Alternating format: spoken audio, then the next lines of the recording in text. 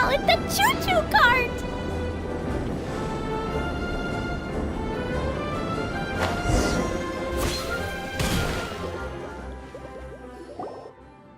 The track is damaged up ahead. We need to make some repairs before we can go any further.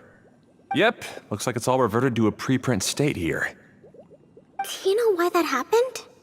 Everything in this domain starts as a preprint and only takes shape after being illuminated by the streaming projector. But the hydroidolin that forms the tracks here has been trapped in the print.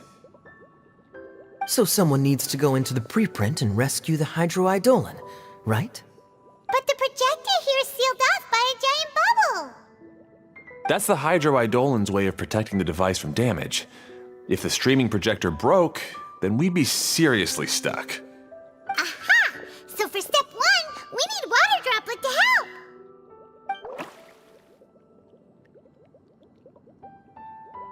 Aw, it seems to really like that name!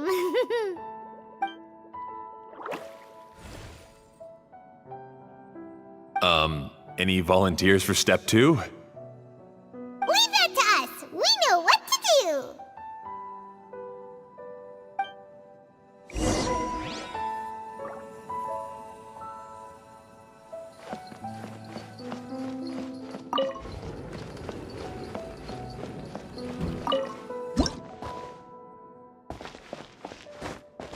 Ah, so the hydroidolin was locked up in that chest. Aw, it's completely empty! Yay! We saved 2 water droplets now!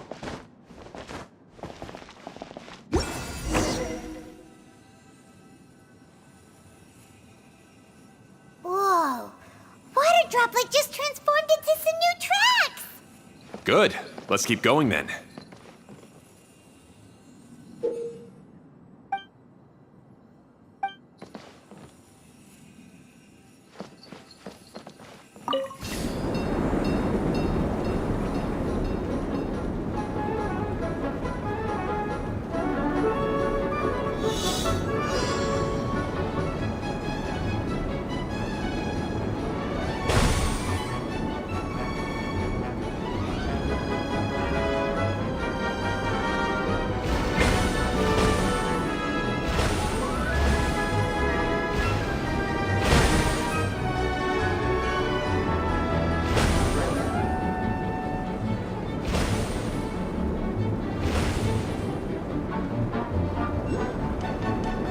Hey, Ferdinand!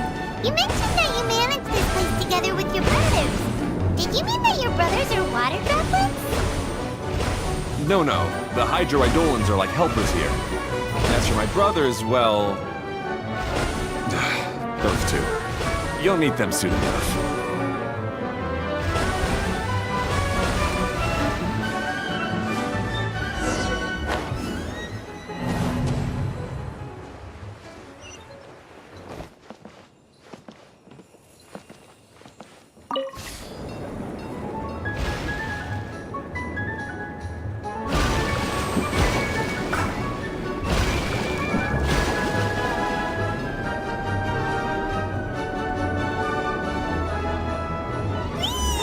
Look! Klee can fly just like Paimon now!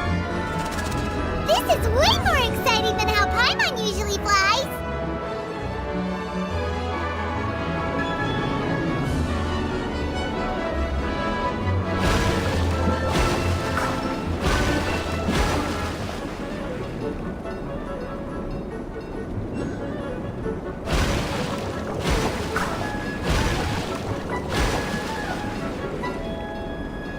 Seems we've just about finished repairing the station and the connecting tracks. Let's go check the track switcher now. It's over there.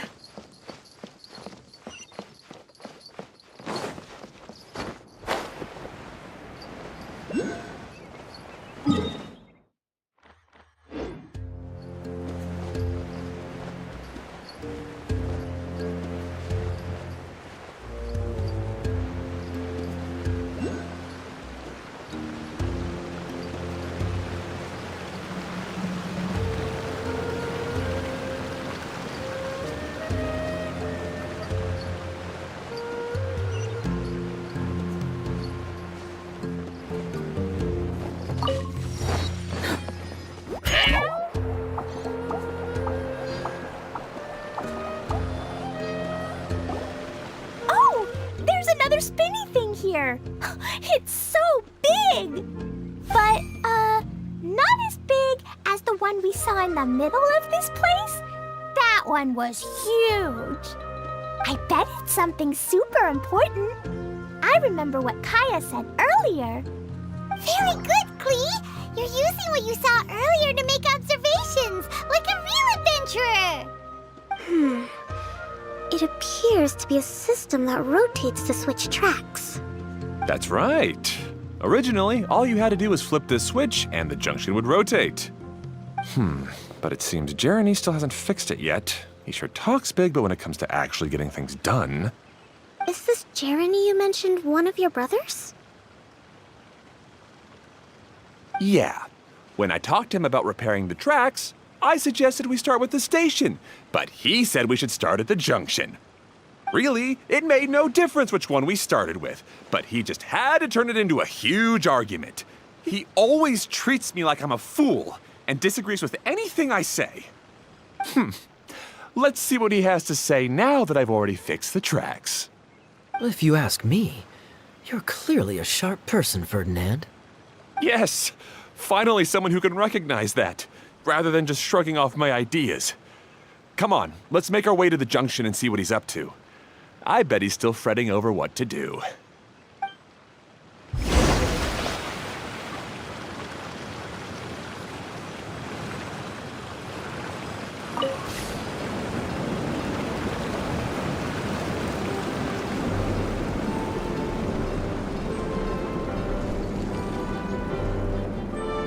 Sometimes I can't help but get angry just thinking of Jeremy.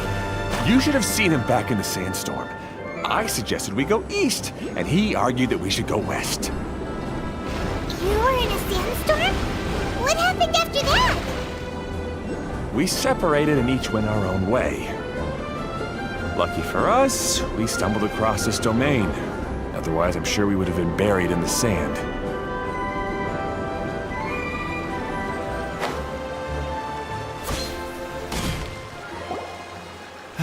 Everything will get better once we get the switcher working again.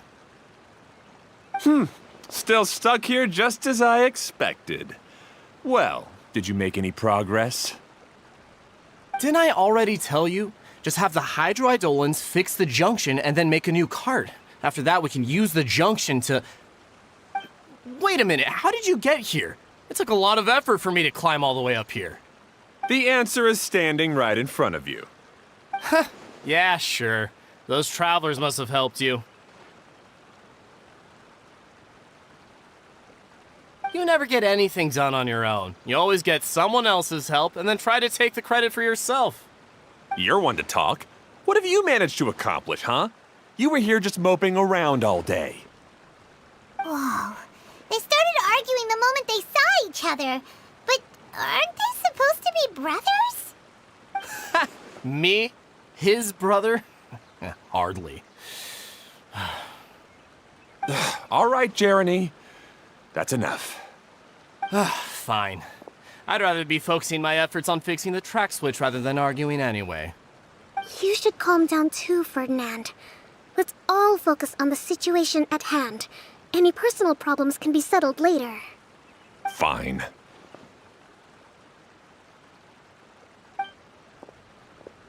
I'm sorry you had to see that. My name's Jeremy. I'm one of the people responsible for taking care of this area. I assume you're the ones who helped repair the tracks. Thank you very much. It means a lot. No need to thank us. We're just trying to help Edea restore the domain. I see. Now that you and Ferdinand brought the cart up here, we'll need the hydroidolins to fix the area below. Them again, huh? Seems the hydroidolins are really important around this place. Yes, of course. Not only do they keep the junction turning, they operate practically everything else in the domain too.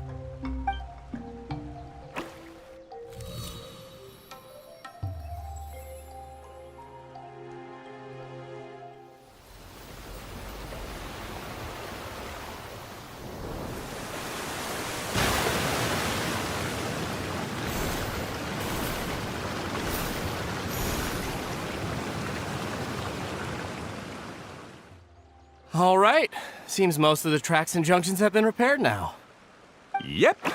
So maybe it's time you give credit where credit is due, What? You think you deserve the credit? If anything, we should be thanking these travelers. You... Well, either way, you're not the one getting any credit.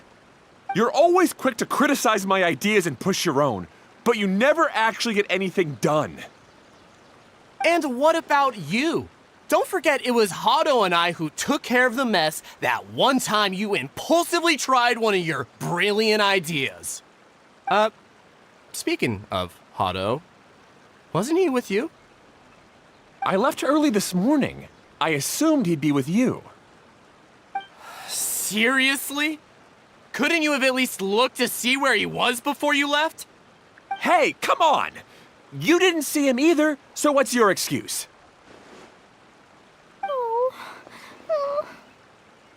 Klee?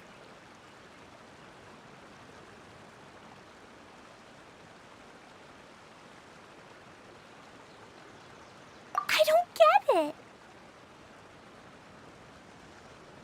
Nobody did anything bad. Why are they arguing? I just don't like his smug attitude, that's all. Who are you calling smug? If anything, you're the one who's making such a big fuss right now. All right, I think we've heard enough from you two. If you insist on bickering, then I'd suggest you go somewhere else. Otherwise, I'll just cool you two off myself.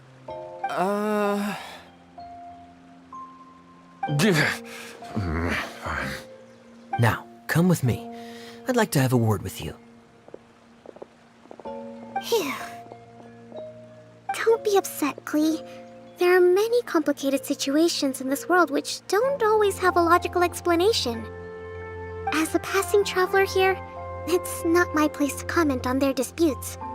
But in my experience, family issues can be the toughest to resolve. Seems you don't like dealing with this kind of thing either, Kokomi.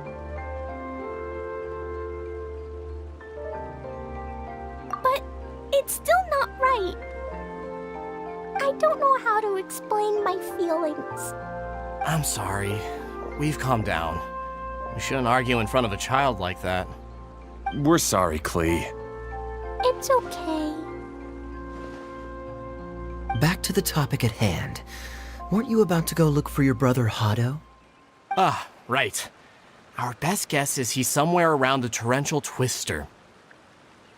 We would have to use the junction to send the cart to another area. Sorry to trouble you again, but would you help us find him?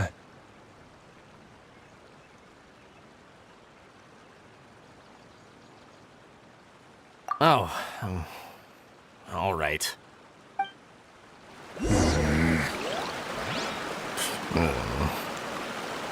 Hey, come on, you two. You're brothers after all. Can't you try to get along?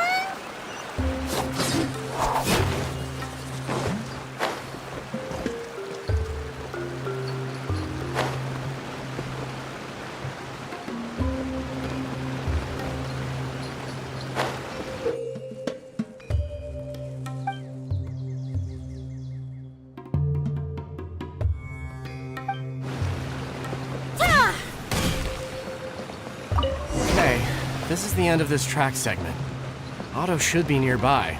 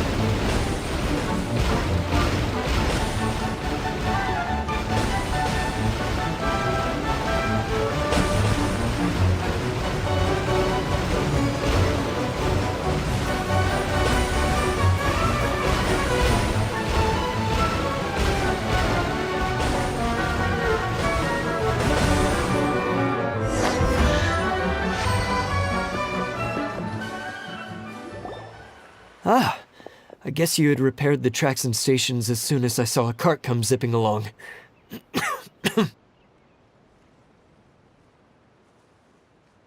Now that the tracks, station, and carts are all repaired, we're about ready to reopen Torrential Twister. It'll be good to see my design back in action again. You're in no condition to be out running around like this, Hado. Yeah, but these are unusual circumstances. That's true, but you should stop to think things through.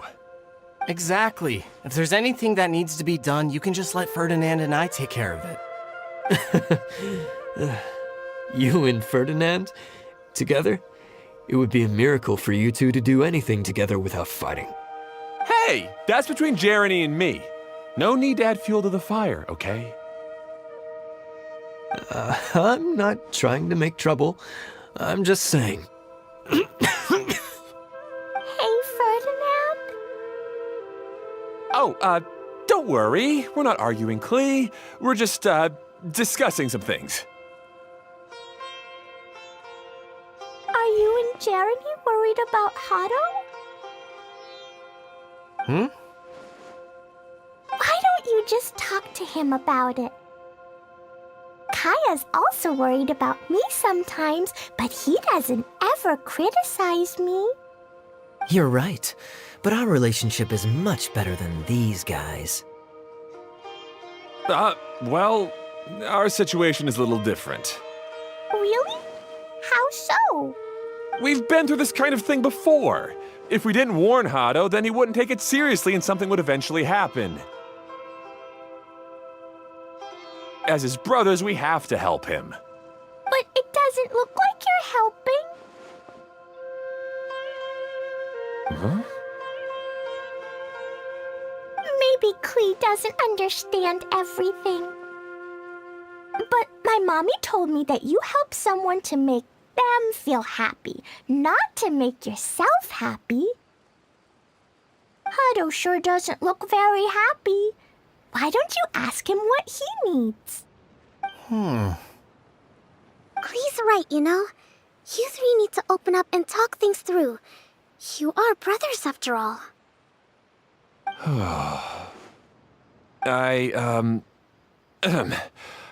I've always cared a lot about you, Hado.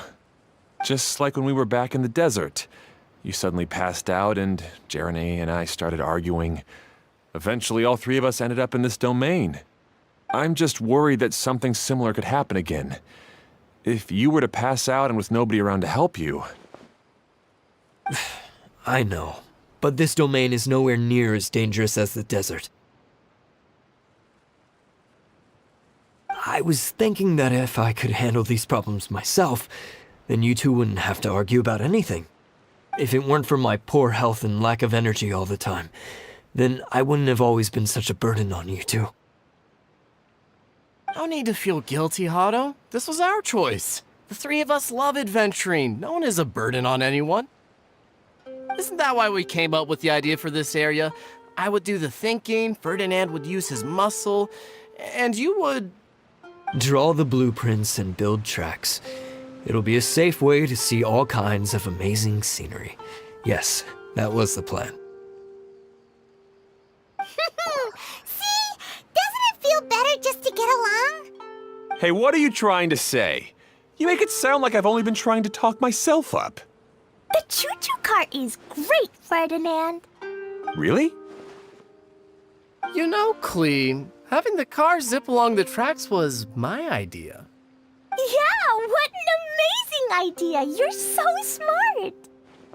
Hey, Klee, do you want to ride even more fun carts? Yay! Let's ride more! Looks like all three of them are trying to win Klee's approval now.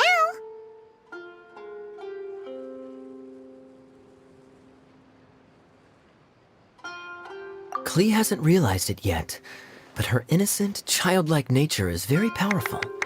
It can inspire and even help heal others. Hey everyone, please come with me. We need to get the hydroidolin in the cart to help us.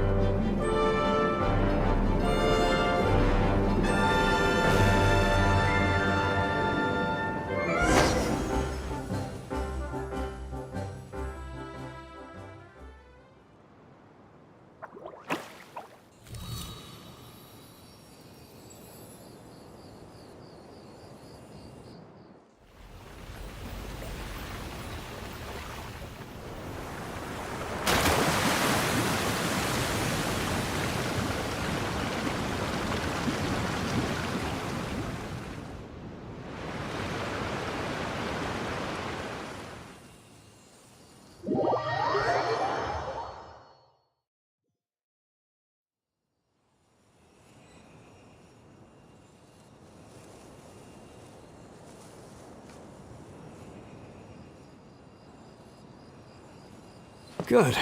Torrential Twister is ready to run now. Let's go to the station at the start of the track.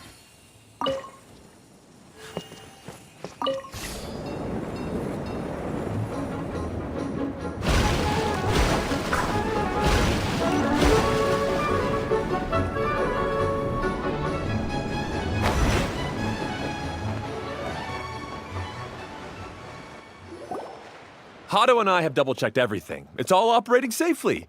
You can go for a ride now. Hold on a sec. Before we say goodbye, I have something I'd like to give you all. It's a rock climbing rope. We used it on our adventures to climb mountains and traverse many places.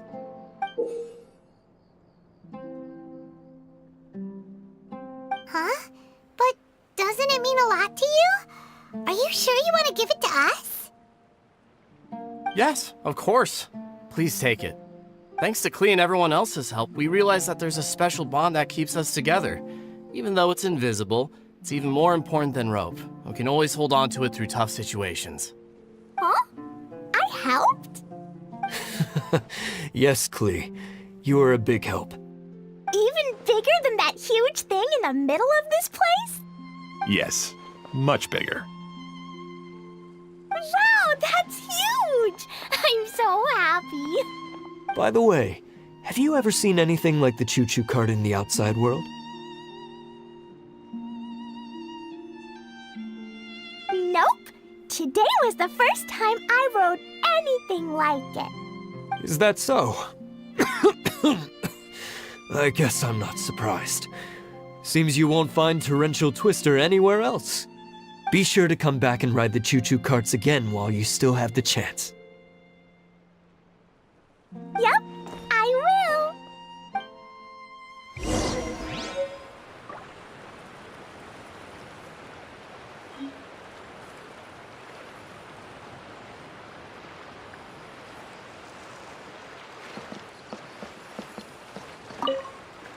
Hey, imagine if we could build our tracks all over the world.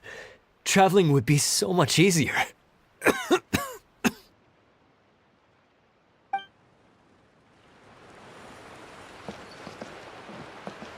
Be sure to come back and visit Torrential Twister again. I hope you enjoyed it.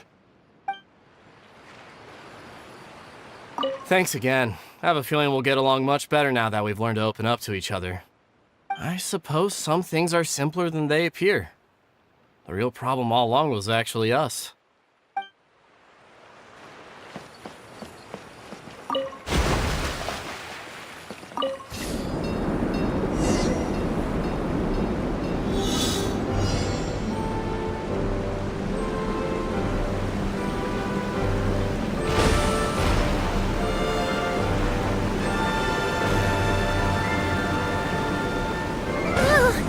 This is even higher than I expected. The drops are pretty steep, too. Are you okay, Kokomi? If you're scared, just yell and let it out. We won't tell anyone. What happens in the bottle domain stays in the bottle domain.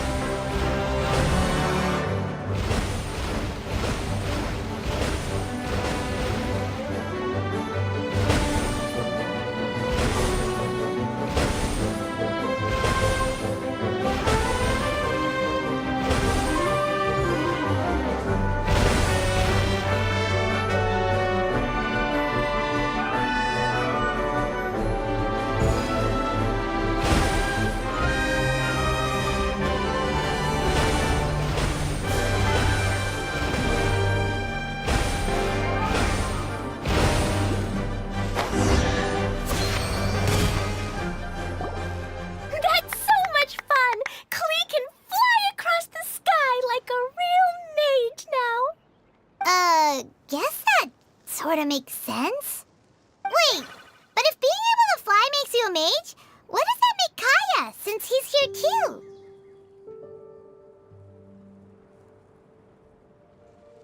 Nothing! Kaya's just the master thief! Don't you remember, Paimon? Oh, right! Guess it slipped Paimon's mind. Sorry to bother our young mage, but there's something a master thief would like to report. Do you still remember our mission? Uh-oh. I was having so much fun that I almost forgot. We're supposed to be helping Adia look for the missing components. But don't worry, I've already got one. You mean you snatched it when we weren't looking? I didn't have to go that far. In fact, the component we were searching for was actually that orange rope. If anything, you could say it came right into our hands at the right time. Let's head back and give it to Adia. Aw, do we really have to go? Okay. Even though I want to keep playing, I know Adia is really important. That's our wise mage. Don't worry. Tonight, you'll be able to see stars in the water and watch fish dance in the sky. Seems Kokomi's out of it after that ride. Her face is completely blank and her lip was trembling while she was speaking. Maybe we should have a rest for a while.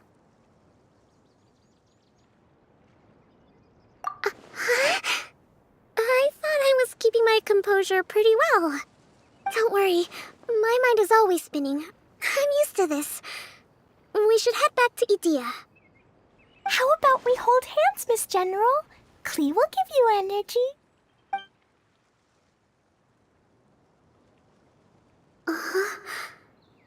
After holding Klee's hand, the stars in the sky and the fish in the water have all disappeared. I must have been seeing things from riding the cart. What are you smiling about, Kokomi? Oh. Nothing.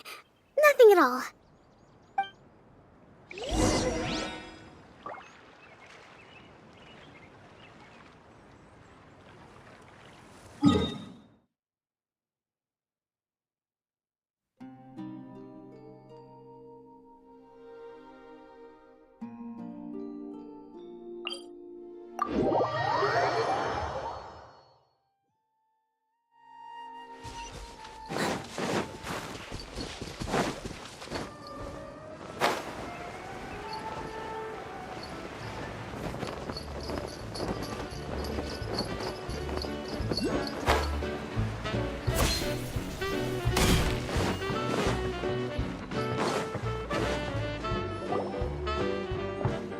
Welcome back! Well, any good news? Oh, don't tell me! You've taken care of all the problems and now I don't have to do anything?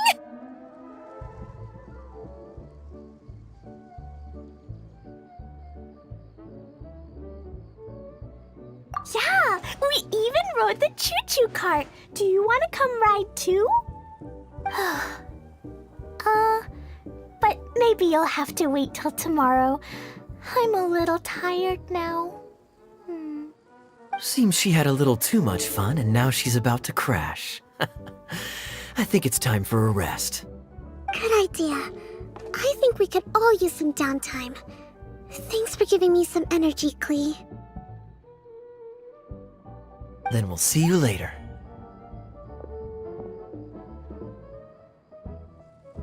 Bye, Miss Honorary Knight. Bye, everyone.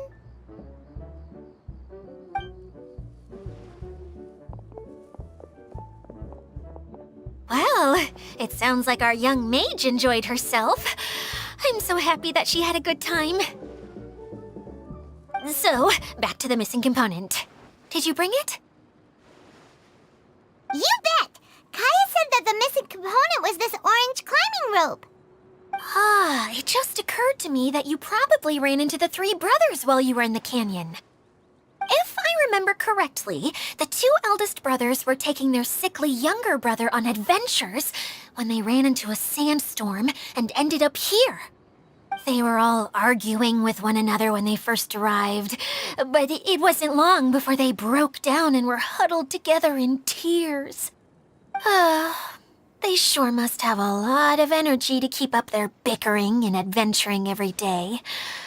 I'm a little worried about them, yet quite envious of all that energy. You almost sound as if you're reminiscing about old friends, Idia. Yes, I've known them for quite some time after all, but I seldom go to that area. You can hold on to the rope for now, Traveler. I have no use for it until we have the other components.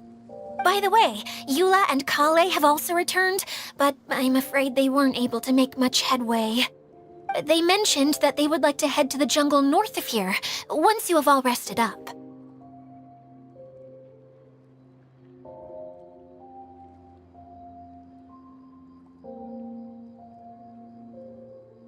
Now that I've told you everything, I'll go rest. I'll go and check on the situation in the remaining 2 areas. Do you need me to accompany you? No, it's all right. You've already accomplished a lot today. You should rest up.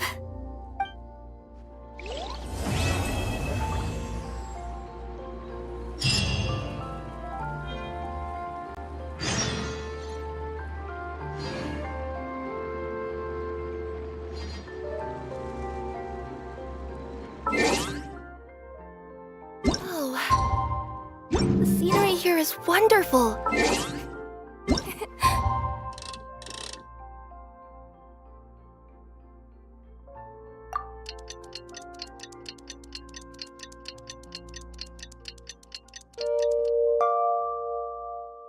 I've landed the perfect job.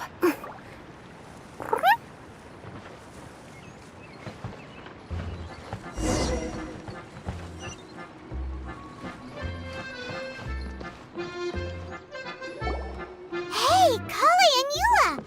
Oh, Idia is here too! Hey, it's the Traveler and Paimon. How are you? Did you rest well?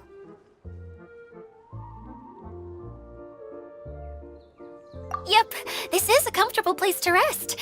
I guess that's one thing here that's better than the desert. But other than that, there's not much going for this place. Saying things like that isn't going to help, Idia. But it's the truth. The desert is full of terrible memories for me. Being there was like wading through thick mud. That's a weird way to put it. Actually, if you hadn't mentioned it, Paimon would have already forgotten that this domain is in the desert. I know what you mean. The air here isn't at all like the desert. It's very humid, almost as if we're in the rainforest. It's a very familiar feeling for me. Everyone looks well rested. If you're ready, we can start making our way to the jungle north of here. Good luck, everyone! I'll be rooting for you! Hold on. I said we, didn't I? No need to say goodbye, because you're coming too. Huh? But wait, I'm just the mascot! You can't back out this time, Idia. The manager of the fairgrounds is waiting to see you. She said Idia is the only person who could help. Yes, Kale and I discovered a fairgrounds in the forest. The person in charge of it seems to be a Spontamod scholar. A scholar? But what's she doing there? Researching the forest ley lines? Oh, I wish there were ley lines here that I could ever study. Anyway, I know who you're talking about. I'd better come along then.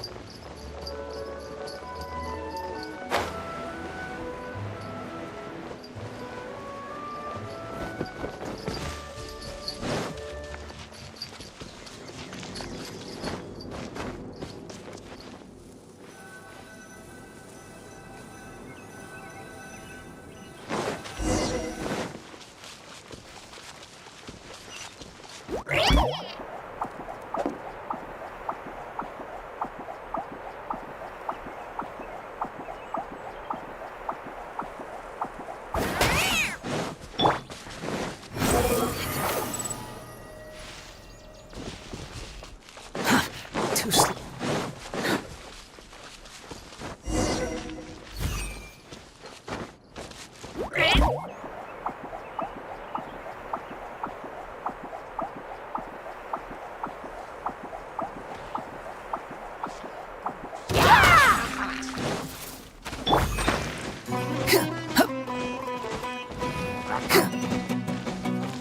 Quit following me.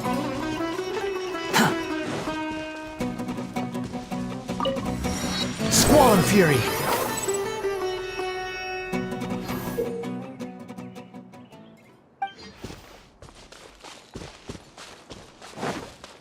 Quit following me.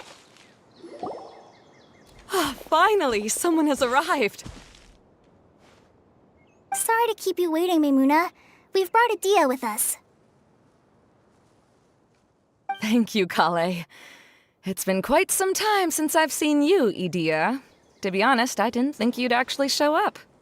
If anything, I thought you'd be curled up somewhere crying alone. Hey, you shouldn't be saying things like that. Doesn't seem to be the first time Paimon's heard someone say that about Adia, though. You want to see me cry? Fine. I'll stop crying right here. No, please don't. All right, I shouldn't have said that. Now, who are these two? And Paimon is Paimon! They're reliable helpers. Lucky for you that I found them.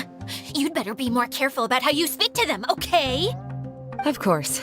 Good to meet you. You may call me Maimuna. For the sake of time, we should forego the usual pleasantries. Please follow me.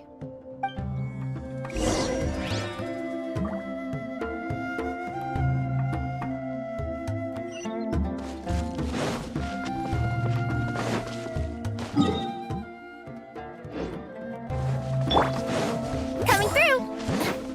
The wind rises.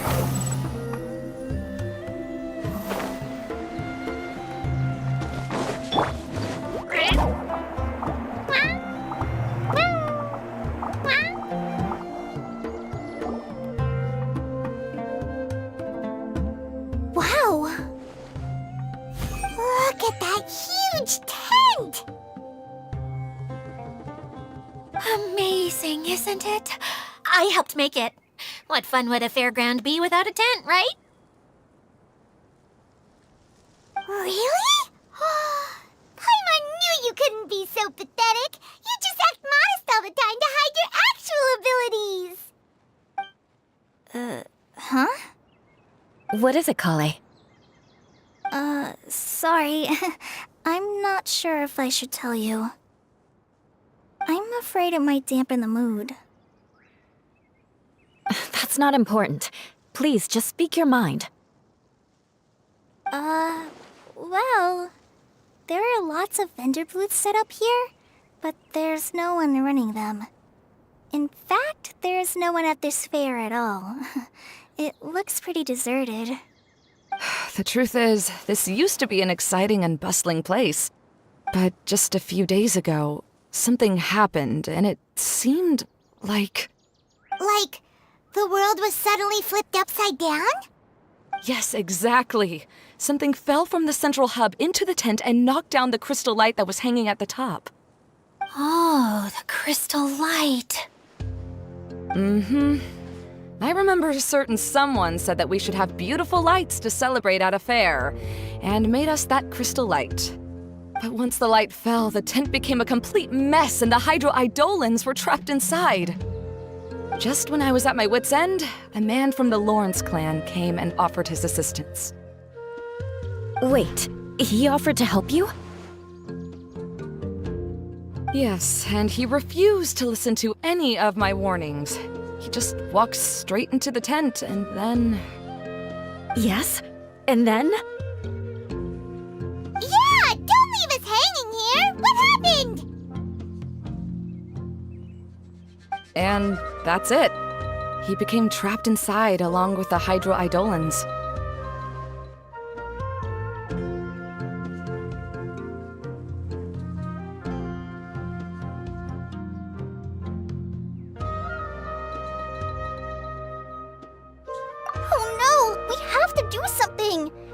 just leave him there, Maimuna. I know, but the situation inside might be more difficult than you think. You should mentally prepare yourselves. Just talking about it is a waste of time. Since we're already here, let's go and scout out the situation ourselves. All right, this way, please.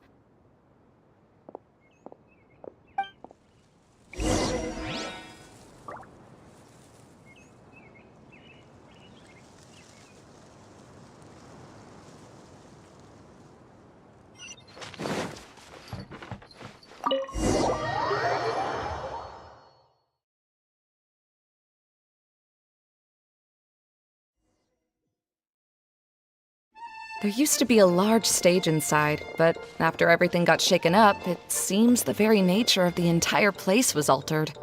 The lamps and crystal light that were hanging above have all fallen down, which makes repairs near impossible. Wait, so you mean it's difficult to move around in there? Yes, mainly because of the lights. Do any of you have experience being on stage? Once the stage lights turn on, everyone's attention is focused on you.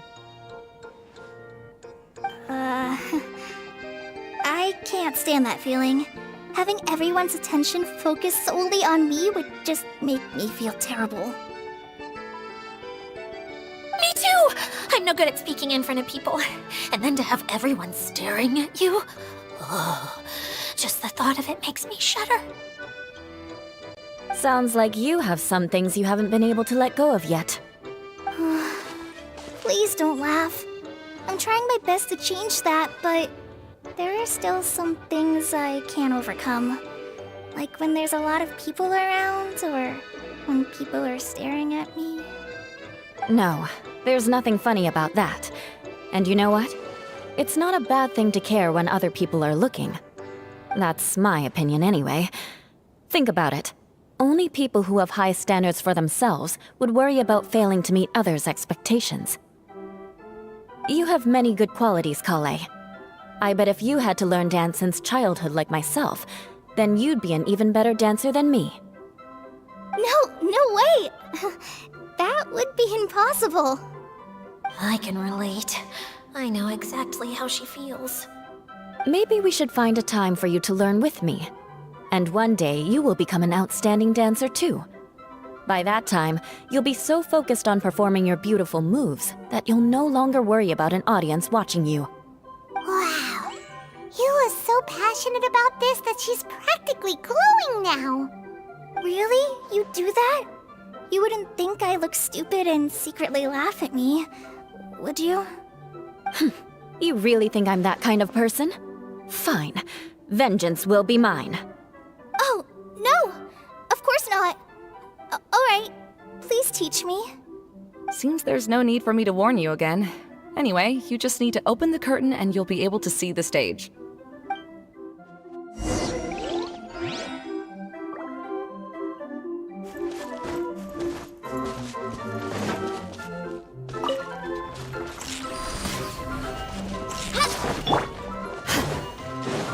Wait, what's that thing in the middle there? That's my crystal light! It's been locked up. Well, let's figure out a way to fix this. Looks like we need to raise the platform underneath the crystal light. If I remember correctly, the stage controls should be somewhere around here.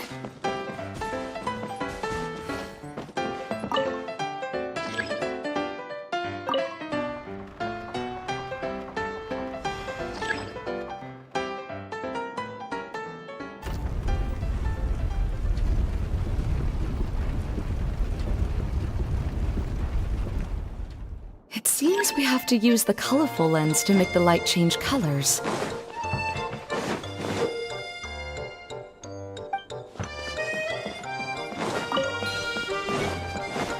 Beg for mercy.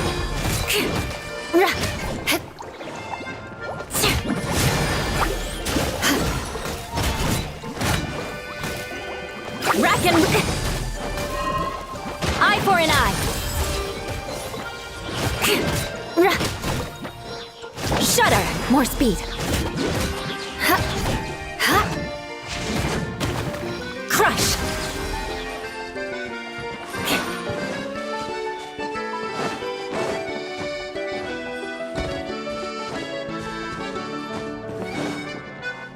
That's one way of shining new light on the problem. Hey, Maimuna, do you happen to know someone named Sino? No, never heard that name before. Why do you ask? Oh, never mind then. I was just thinking you two would have a lot in common. Back to the situation at hand. We should probably head into the passageway that opened now.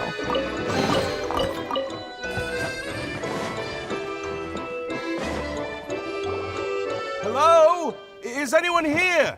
If you can hear me, please help! Lessig Lawrence? Who are you?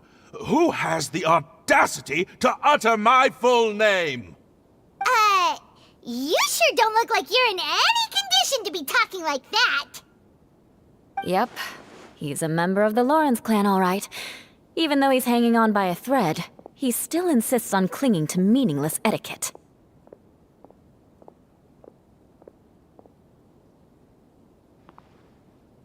You. What are you doing here? Huh. Have you come here to mock me, Eula? If you would just think for a moment, it should be pretty obvious why we are here. Yet, now you're intentionally trying to provoke me? Of course, you don't have to accept my help. After all, aristocrats are naturally superior and need no help from others. Yes, thanks for the reminder. I don't need help from the likes of you. I don't think he really means it, Eula. His tone was harsh, but he keeps glancing at you from the corner of his eyes. It's my opinion as the healer that he needs help. Okay. He's been trapped for so long that it seems he's forgotten how to hold a decent conversation. How ridiculous. Let's go. We'll leave the stage to this person who'd rather save face than save his own life. Hey, no, wait! Halt! You cannot just leave me here. We're both of the Lawrence bloodline, after all. Helping me when necessary certainly won't tarnish your prestige. If anything, my embarrassing predicament will be overshadowed by your virtuous deed. We must uphold the prestige and dignity of the family. This is the best reason you could come up with? You think tacking on the word family will be enough to talk me into helping you? You should be ashamed for your careless actions. It's because of you that we all had to come here.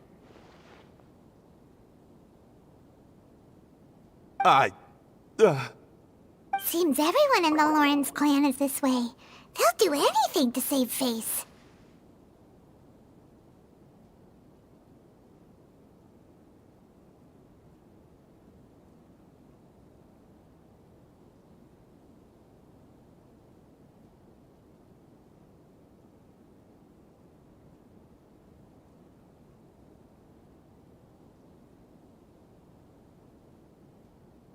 All right. Looks like it's time for the mascot to step in.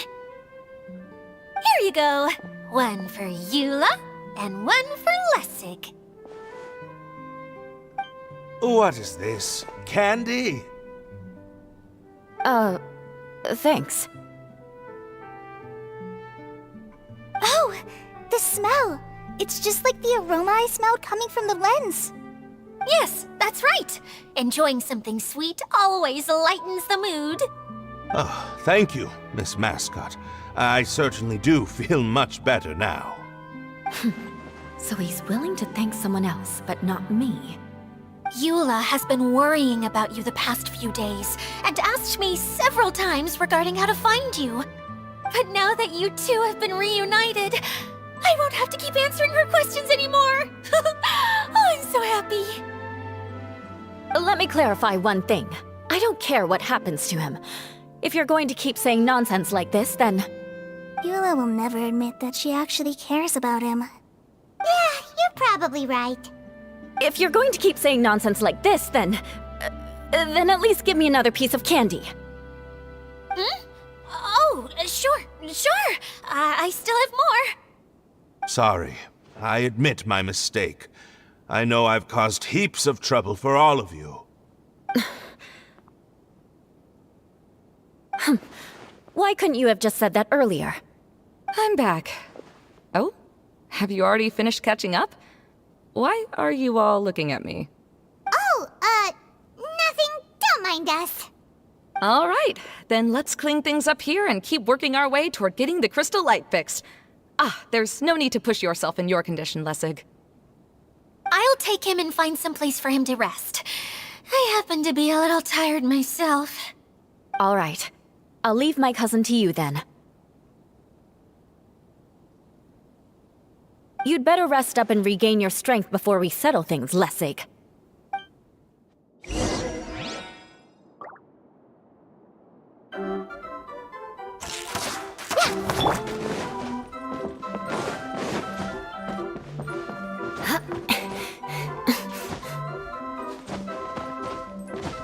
Now, let's see if there's any way to keep raising the platform higher. We probably will need to find a mechanism that's like a lamp.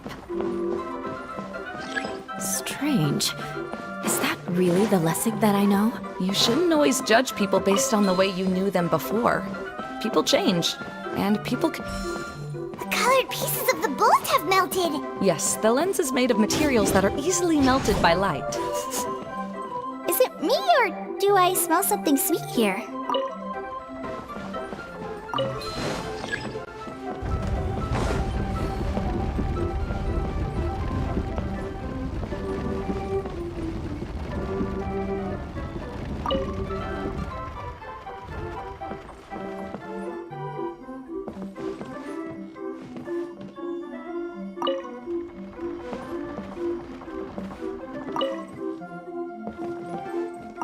Oh, look!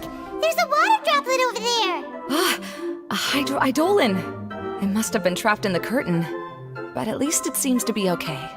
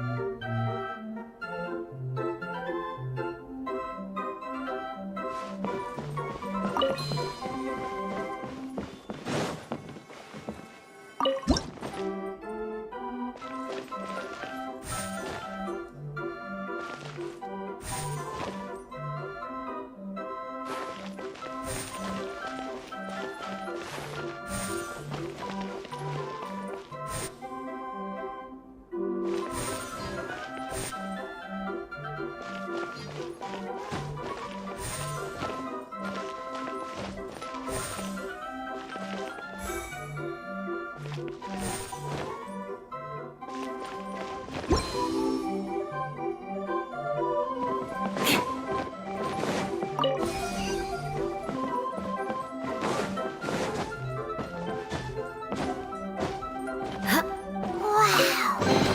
Paimon thought it looked big from the outside. This place is massive! It is a magical tent, after all. The inside is much larger than it appears from the outside. Haven't you heard stories with this sort of thing before?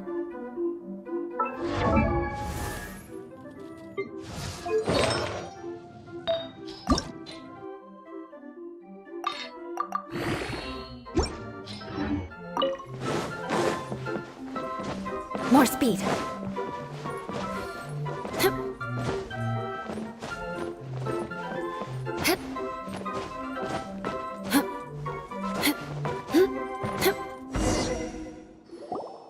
Oh, another path has appeared! This should be the last level. Yes, don't worry. We're almost to the top of the tent. The last thing we need to do is raise the crystal light to the very top of the tent. After the stage collapsed, I realized that having it raised only halfway makes it look a lot like the stage at the Grand Bazaar. Have any of you visited the Grand Bazaar before? No, I haven't. I have. I've gone there a few times with Master Tainari. The place is bustling with all kinds of vendors. And if you're lucky, you can see Nilu perform her dance. Oh, a dance from Sumeru? I'd like to see that myself. If only it were on the way back, then we could stop there. It doesn't matter if it's on the way or not. I would be happy to take you whenever you have time, Eula. Great. I'll take you up on that offer.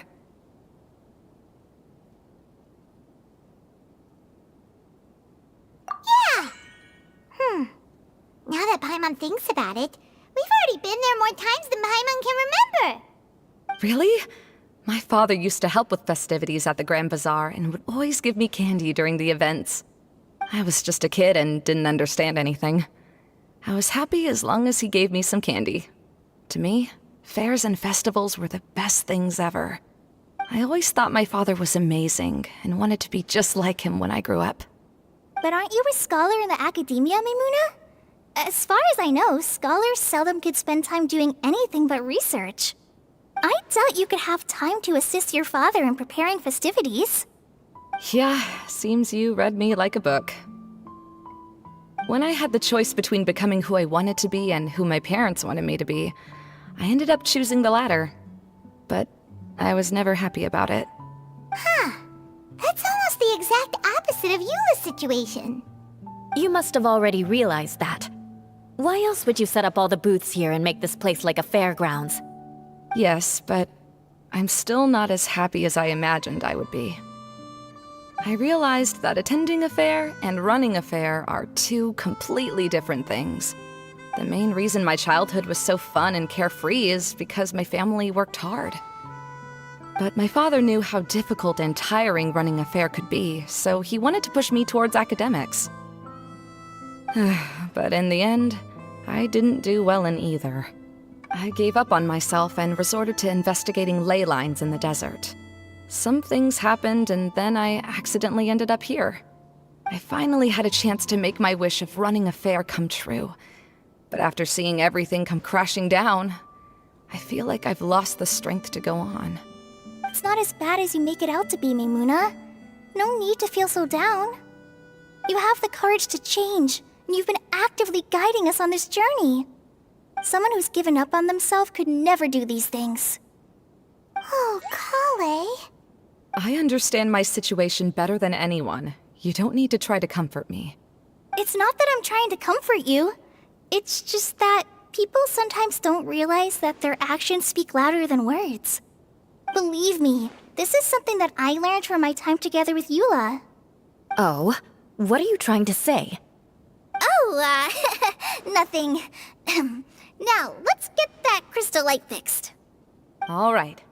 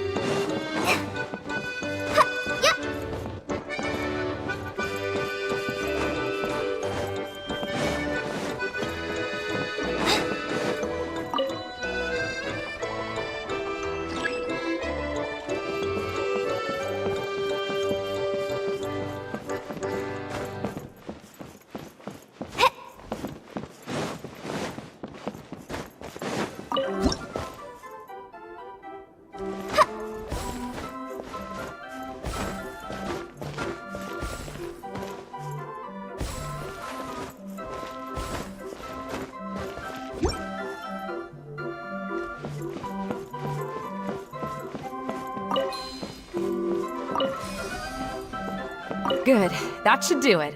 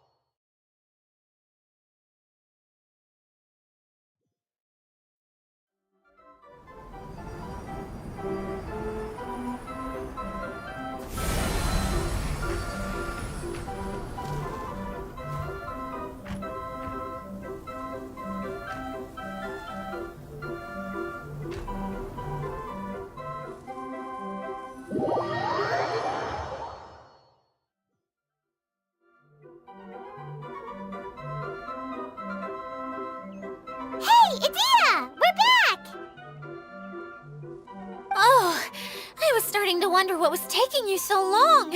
But don't worry, Lessig is recovering well. I'm pretty good at taking care of people. Seems I've found another good thing about myself. I don't know if I should be worried for him or happy for her. The shadow. It's massive. Wait. The shadow just now, it's...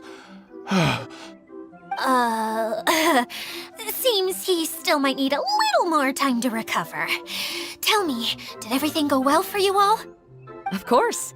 With a team like the Traveler, Paimon, Kale, and Eula, they're at least 40 times more reliable than you ever were. Only 40 times more reliable? That means I'm still pretty good then. I guess it's impossible to feel like you've lost once you've already given up. I'm a little concerned about how comfortable you are with that. Huh? What has happened? How did I get outside of the tent? Ah, that's right. I remember meeting Eula, and then... Oh, my head. Oh, you're awake now. Don't worry, that's just a side effect of your treatment, Lessig. I'm afraid I still feel a little disoriented.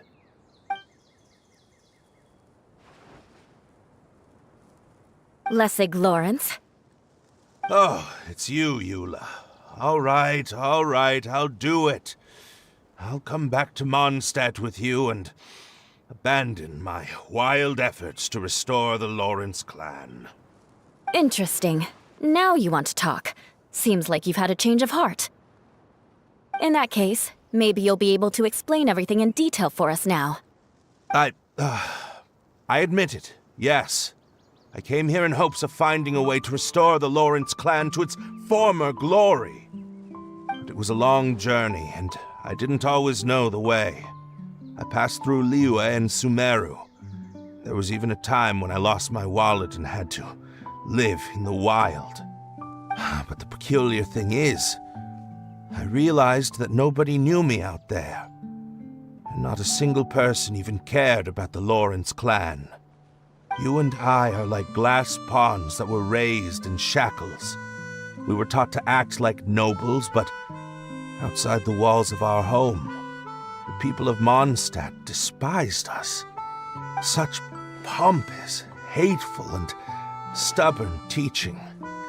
It all culminated to making us cling to the old aristocratic dogma in an attempt to maintain our pride. It's like a never-ending game of tug-of-war, but it is meaningless. You understand.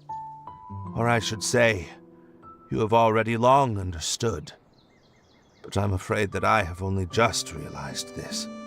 Paimon sorta understands what Lessig is saying. Everything he said is true. Your family is probably unaware that you've already changed how you see things. Yes, this has all happened recently. After coming to this domain, I realized the Mondstadt that I want is one where not everyone fears me. All that I and many other members of the Lawrence clan long for is a place where we can live peacefully with others. Lessig, both you and I never had anything to do with the glory of the Lawrence clan. That is all in the past. We are just ordinary people. I originally planned on returning to Mondstadt after taking care of things here. I never thought you would come here. I was completely shocked, which is why I reacted like I did. I'm sorry. See, people can always make different choices, and it seems that Lessig has also chosen to become someone he truly wants to be.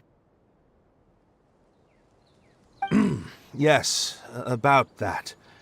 I'm afraid I haven't quite found my own purpose in life yet. That's all right. Being able to clearly choose between becoming who you want to be and who your parents wanted you to be is already a step in the right direction. How to find true happiness is probably one of the most difficult research topics of all. I have a suggestion for you, Lessig. Why don't you return to Mondstadt and tell your parents what you just told us? They'll probably try to tear me limb from limb. But what about you? Did you ever tell your family about what you think? This is something that I've been thinking about too. Perhaps the two of us can sit down with the rest of the clan and discuss it with them. The Lawrence clan is just like this stage.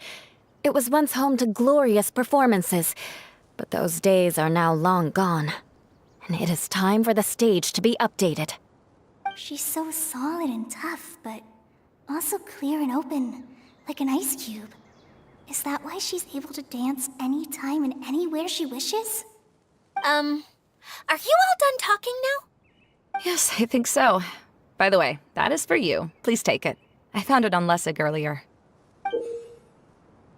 Oh, it's one of the missing components! Wait, so you had it all this time? Why didn't you give it to me earlier?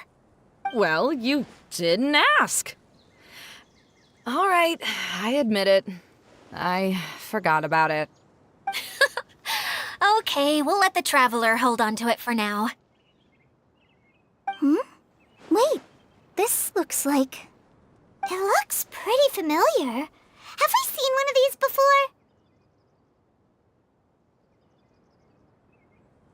Ah, right! I also bought a similar box at the last festival. Yes, people often use this kind of box for candy at festivals. This was one of the materials originally used to create the tent. But now that the tent has been repaired, we no longer need it. Eating the candy from the box as an adult will never be as delicious as it was when you were a kid. But if you really think about it, there are way more things you can eat as an adult. Ah, so when it comes down to it, eating candy is sort of like life. It's just another choice.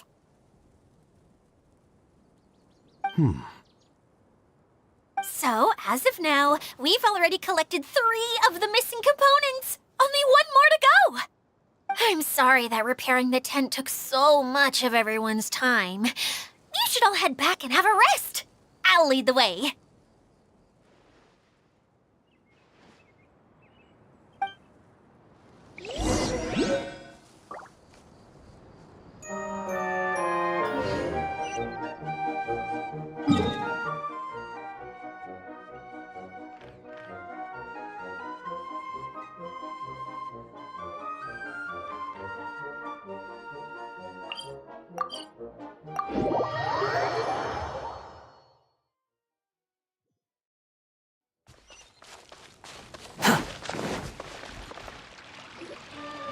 Hey, Kokomi! You're already here! Oh, you're back. I trust your adventures to the forest went smoothly? Yep, you could say that. How about you? Up to anything today? Well, I suppose it's time I told you that as the Divine Priestess of Watatsumi Island, I shouldn't actually be here now. The truth is that a relic known as the Shinro Casket was lost from Watatsumi Island long ago. But recently, an orb matching the relic's description suddenly began emitting light, almost as if it was guiding people to it. This is what led me to find the relic's whereabouts.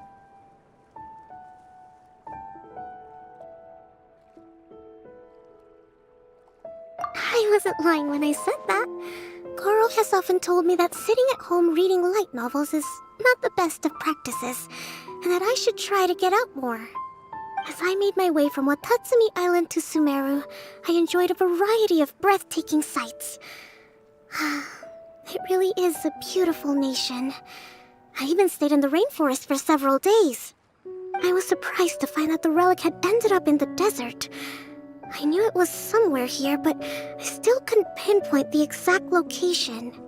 Though I feel that Itia was not intentionally trying to hide anything from us, this domain does have plenty of secrets. I'm sure you've sensed that too.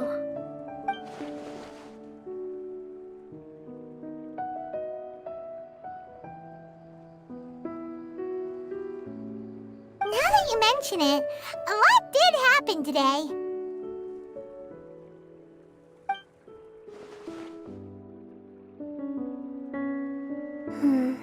I see.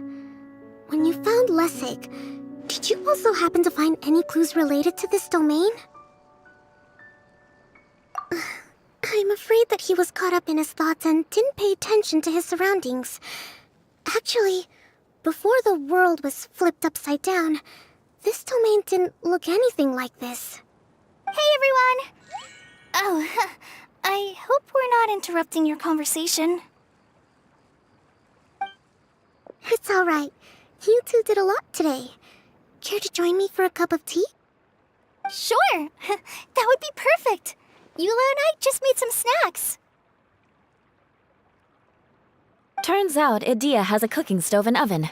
Seriously, why didn't she mention it earlier? Oh, so did you make us some moon pies? No, I made something called Stormcrust Pie. You should try one, Traveler. And I made some pita pockets. You could try some, Kokomi. It should taste great with tea. Sorry. I should call you General. Oh, I would be happy to try some. By the way, Eula, how's your cousin doing now? Oh, him. You would never guess, but he's busy over by the oven now.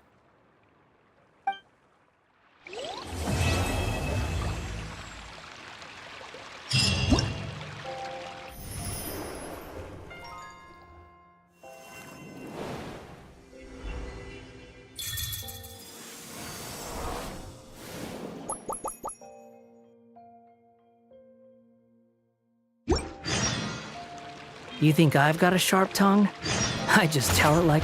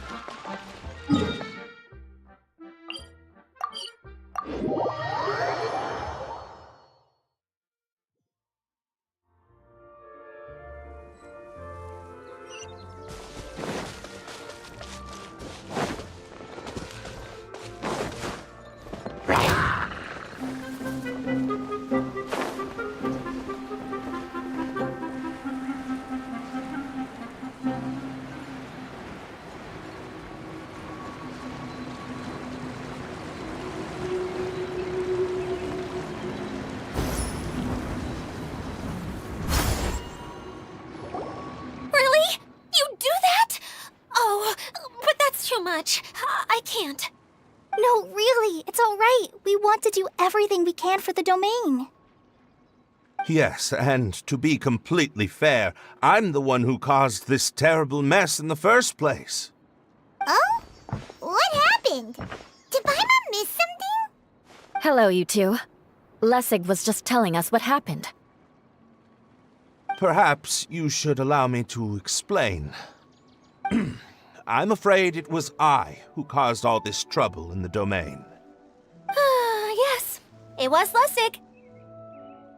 To be precise, I saw a most exquisite water orb at the entrance of the domain.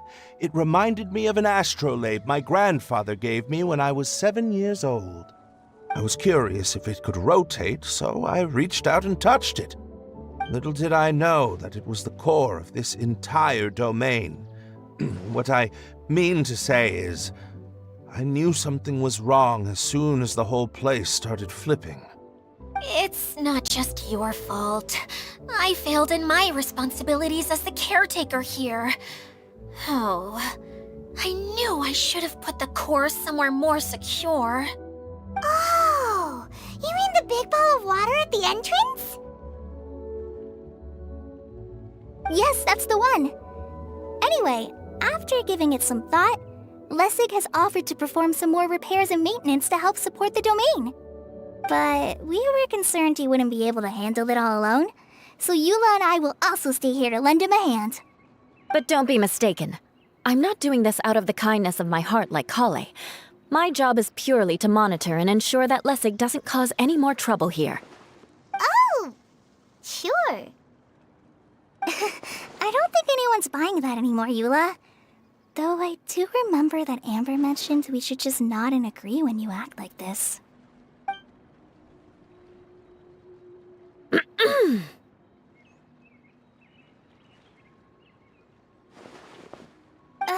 Right.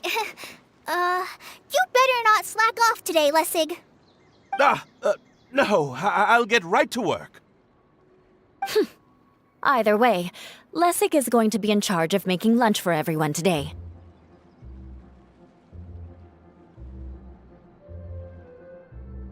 Yes, I'll do my best. No need to worry. What was that? No, I mean, thanks everyone for giving me a chance to redeem myself. I can already feel new strength kindled inside me. Ha ha ha. No, maybe that's just the heat of the oven. Very good. But you should conserve your strength. Many parts of the domain are still in disrepair, so we have a lot to investigate. Seems Adia has a little more pep in her step after finding others to help do the work. Now that you three are situated, we can focus on what the rest of us will be doing today. I'll go gather the others. We should get ready to leave as soon as possible. And there she goes. At least she seems to be happy. Maybe this is how it feels to be in charge.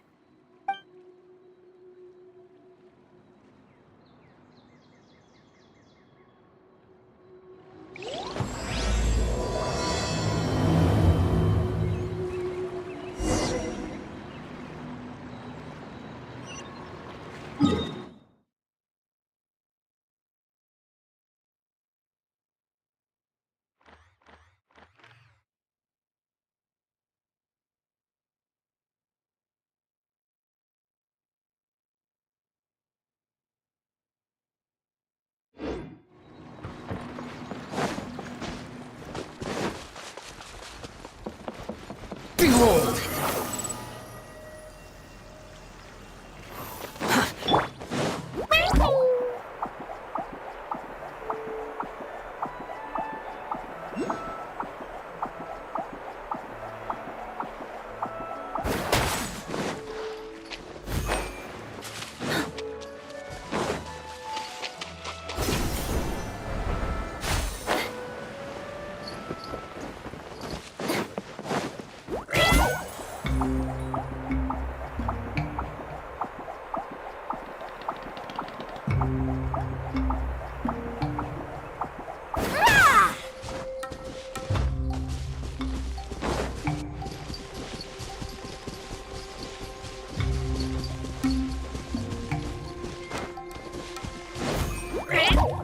Where are we going now? We're going to retrieve the last missing component. My working theory is that the director listed on the sign has it. No details slips by our general. What's a director? A director is a kind of job. The one we're looking for is named Zosimos.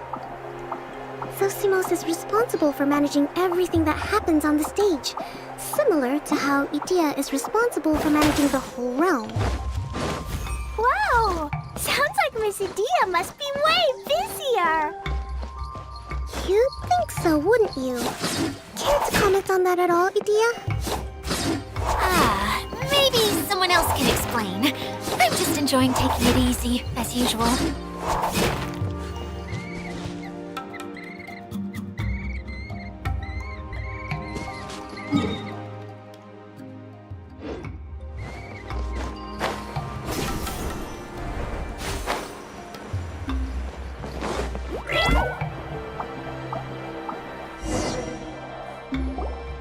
The The director doesn't get out much. He's almost always cooped up in his treehouse making props or writing scripts. But I'm trying to remember now. Where is that treehouse of his? Huh? You don't remember? Hey, don't forget! I'm just the mascot. I believe it's that way. Huh. Though he might prefer to be alone, given he often has to move stage props, I suspect that he lives near the theater. And having a view of the entire stage would be useful when imagining a production's actual stage flow. So if I were him, I'd probably pick a treehouse over there. But how do you know which direction the theater is in? Simple. The overall layout and decorations look more exciting in that direction. Oh, good point! Why didn't I think of that?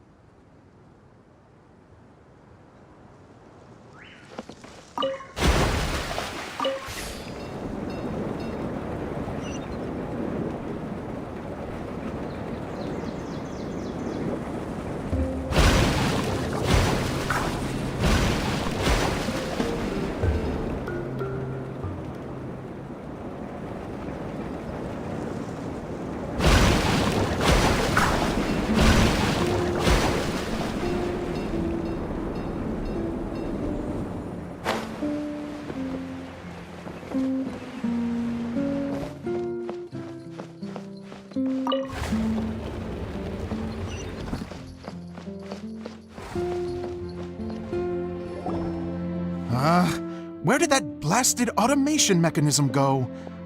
The male actor standees are here, but where are the female ones? Who's that? Idea?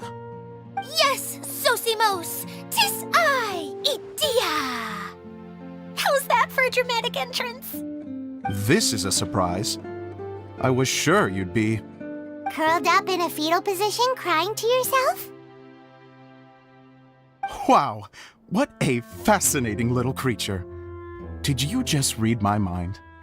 The name's Paimon? And no, Paimon's no mind reader. Just call it an educated guess. It seems everyone shares a similar opinion about you, Idea. I knew from the start that a managerial role wasn't for me. But I found my true calling now. As a mascot! Mascot? Is that a new role? I don't remember casting you for that. Okay, enough about me. I'm just here to introduce you to some new friends of mine.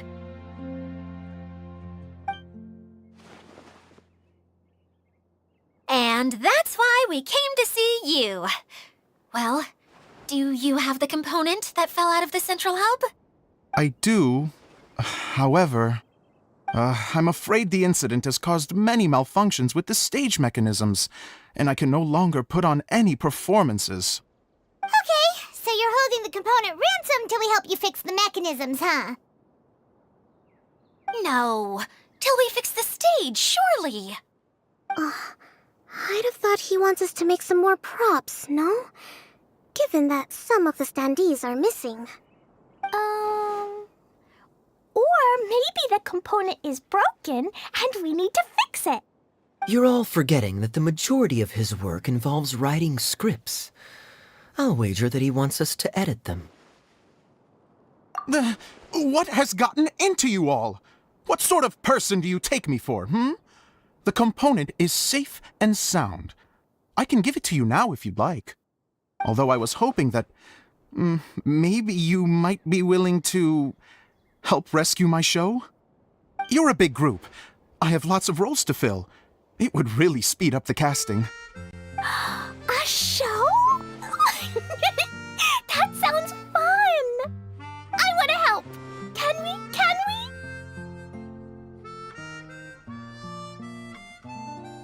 Also, truth be told, I've hit a bit of a roadblock in my script and was just thinking about how to move the story forward. And then you all showed up. Suddenly, I got my muse back. I don't know how to explain it, but something about seeing all of you finally helped me figure out how to continue my script. Huh? You mean that story you've been stuck on forever? Are you serious? You really think you can finish it now? Yes, really. Just give me a little time, and I'll write it all up. In the meantime, I'll leave things to you, Edea. Whoa!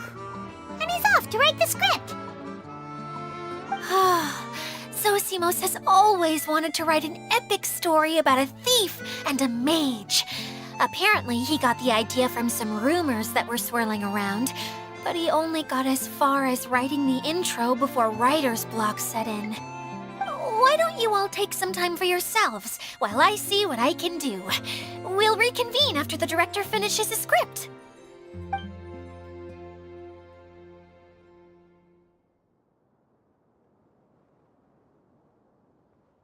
A director, my friends, is a storyteller. And the key ingredient to every good story is inspiration. The moment I laid eyes on General Sangonomiya, inspiration hit me for a brand new character. The heroine was the missing piece of the puzzle. The rest of the story flowed naturally from there, and now it's finished. So please, take a look through your scripts, and we will tell this story together.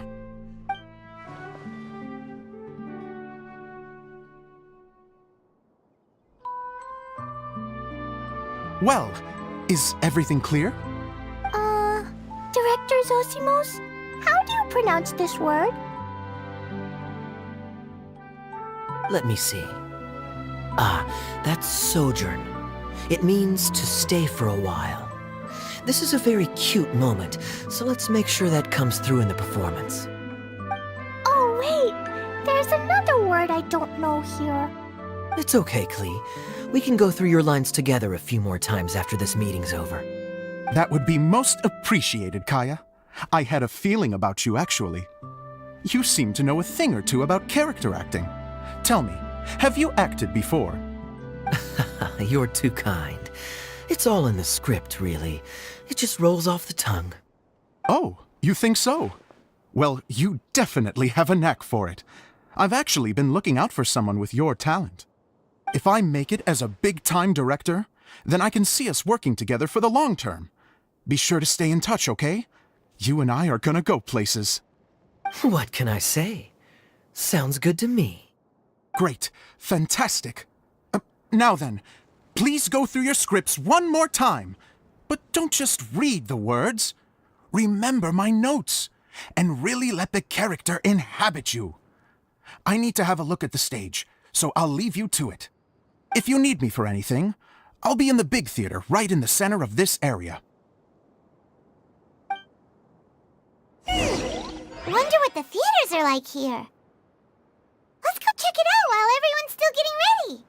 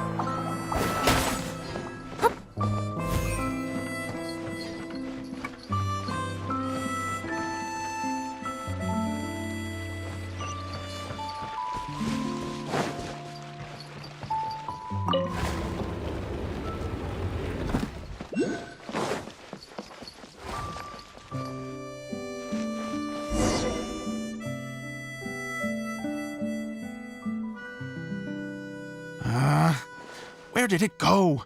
I put it right here. Hey, Zosimos! What you up to? Oh, it's you two. Please, come here. Feast your eyes on this stage. I designed it myself.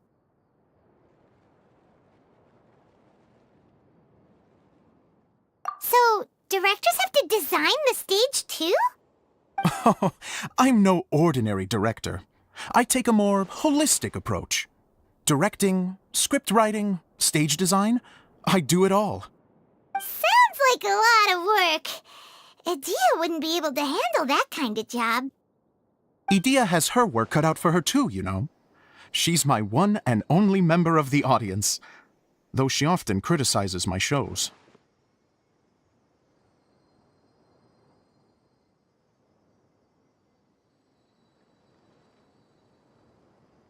Well, she just says what she thinks. You don't know how to write, or this is getting ridiculous. I think it's because I use preprints in a way that she feels goes against what they're intended for. But even though she's my harshest critic, she's also been my biggest supporter in a lot of ways. I guess you could say she's like my agent. I'm very grateful to her. I've always dreamed of being a director, but I've never had the chance until I came here. So, what did you do before you came here?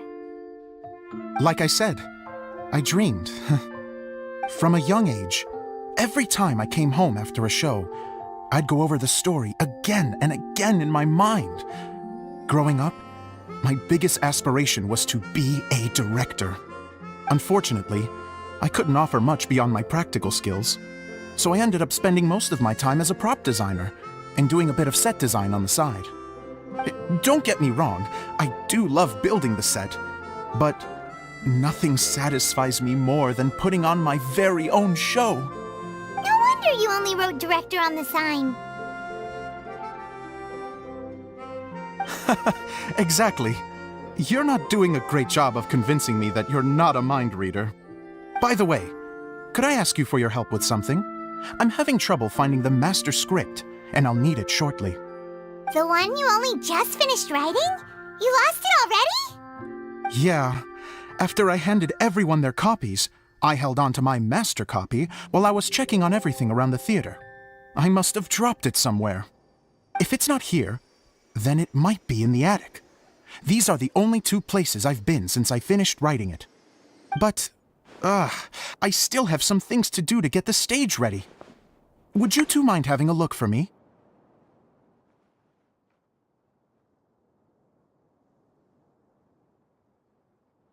No problem. We'll find it.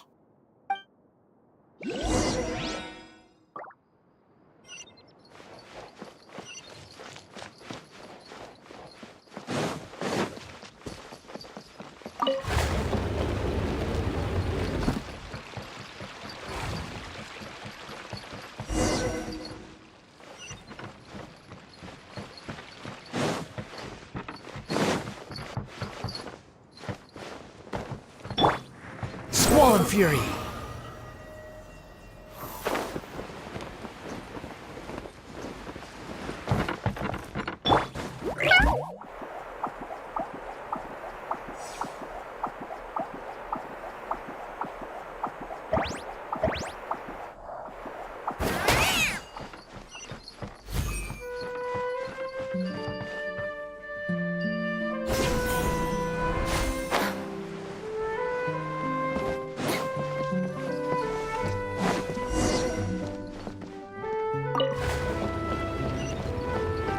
Whoa!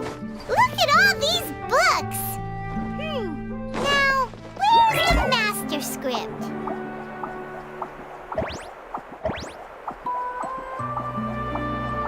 Oh, it sounds like a water droplet is on the second floor! Let's go have a look!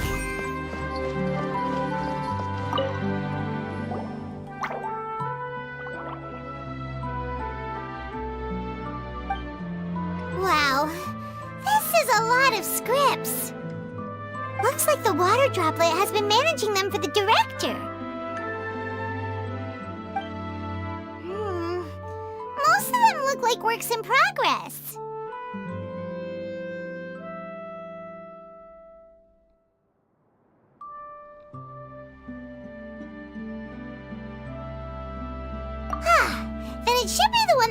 finished! Okay, let's look for the thickest one and then check the ending. This is the only script that fits the bill.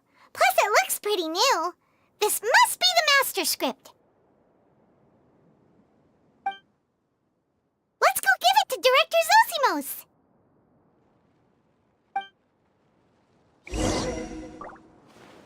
Zosimos, we got your script!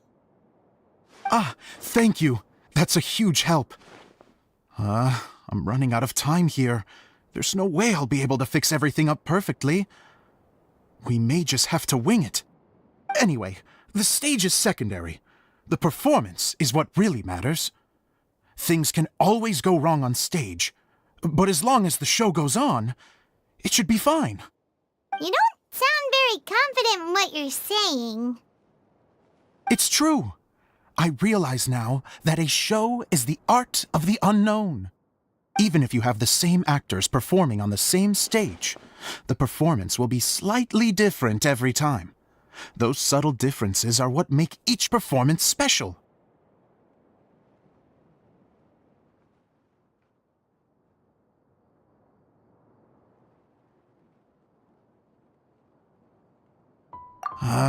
Okay. One last request. Traveler, you can enter the preprints, yes? The truth is that my sets are composed entirely of preprints. First, I use materials to make the objects. Then I take those objects and turn them into the preprint. Now, of course, preprints are really meant for making objects to furnish the domain. So using objects to create preprints is, strictly speaking, the reverse of what this is intended for. But Edea said that if this is what I really want to do, she's not going to stand in my way. Ah, so that's what you meant earlier. Okay, well, what do you need us to do? I'd like the Traveler to go into the preprint set and help move props around during the performance. The reason is,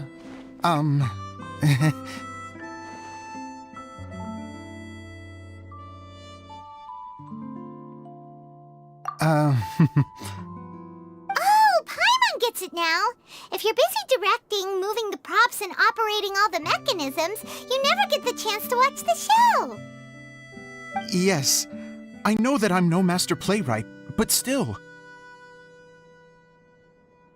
Even if it really is a half-baked script, with shoddy writing and moments of sheer ridiculousness, I'd still like to see it for myself.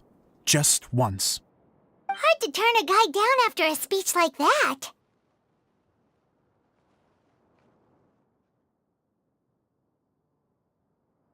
Thank you.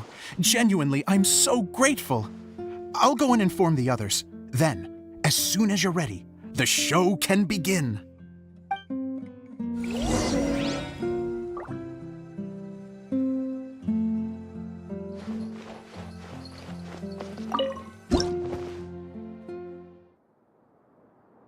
Long, long ago, there was a great thief. He lived in a land where the light did not shine, where all suffered in the darkness. People call me? Sorry, Kaya. Directly into the microphone, please. Otherwise your voice'll, you know. Okay. They call me the Dagger Bandit, but no one sees that I rob the rich and give to the poor. Here in the dark, evildoers run rampant in the shadows, while the good, honest folk stumble blindly on, just trying to find a way through.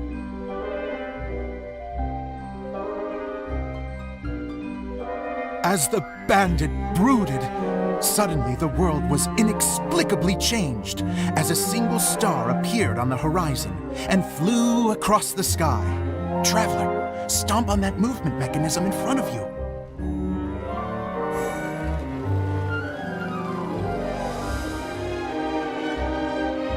Light.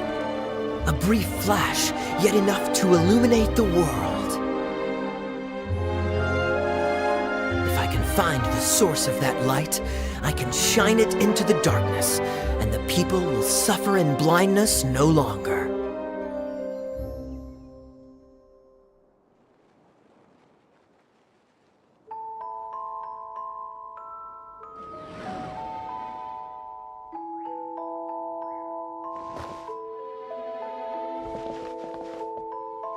Without a moment to spare, he set off to follow the star's course. All the while, the star kept moving through the sky.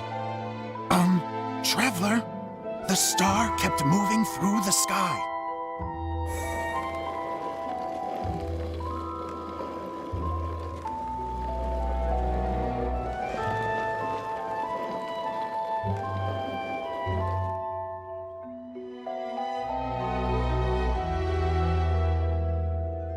Looks like I have to go through the desert. This could get dangerous. If everything he'd heard was to be believed, the desert ahead was a no-man's land filled with horrors. Worse still, the star had landed in the most difficult-to-reach location, surrounded by sheer cliffs, but he was determined to press onward. I've come this far, and I'm not about to turn back now.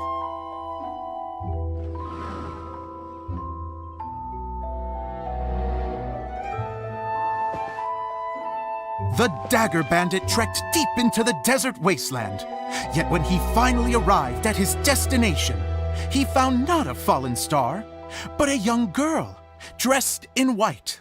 How strange. I'm positive this is where the star landed. Young lady, do you know where the light has gone?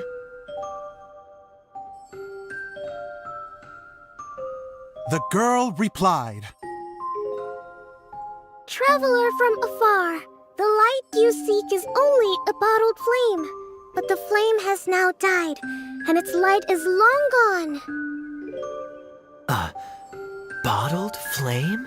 Yes, it was a gift from another. And so, the girl began to tell the story of how the bottle came into her possession. The girl hailed from a kingdom that sat atop the waterfalls. But when the reigning dynasty fell and a new one seized power, she and her people fled for their lives. A thick fog began to fill the air as she made her way through the forest, and dense thickets tried to block her path. There is a mechanism down there that you can press to retract the thicket board below the stage.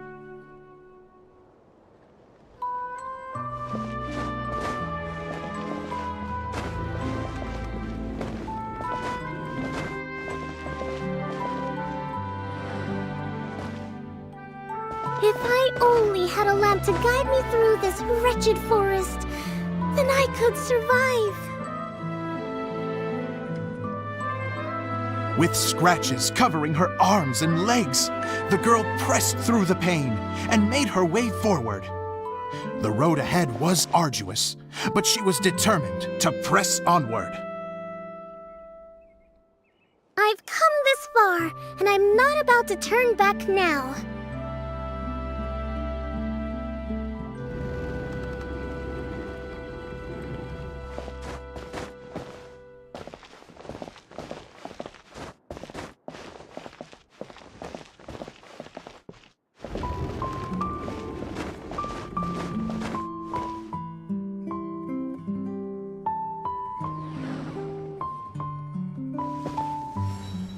But just as she was drawing near her destination, a huge stretch of thorns and brambles suddenly came into view. Despair set in and began to weigh on her heart. If only someone could help me, I would give anything in return. The girl's heartfelt wish in her moment of desperation did not go unheard. Wait! There's no mechanism for the final thicket! Ugh, I must have forgotten to check those boards. According to the story, those thickets should be gone from the stage now, right? Yes, total oversight on my part. Ugh, what a pain. I can help! Traveler, catch!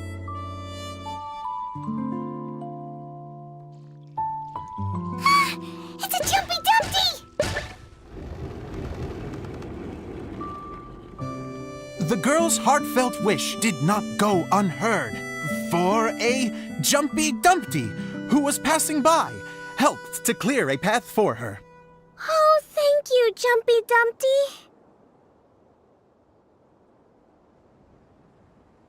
And so the girl continued her journey deeper into the forest. But what she found there was not a lamp, but a mage glowing with fire.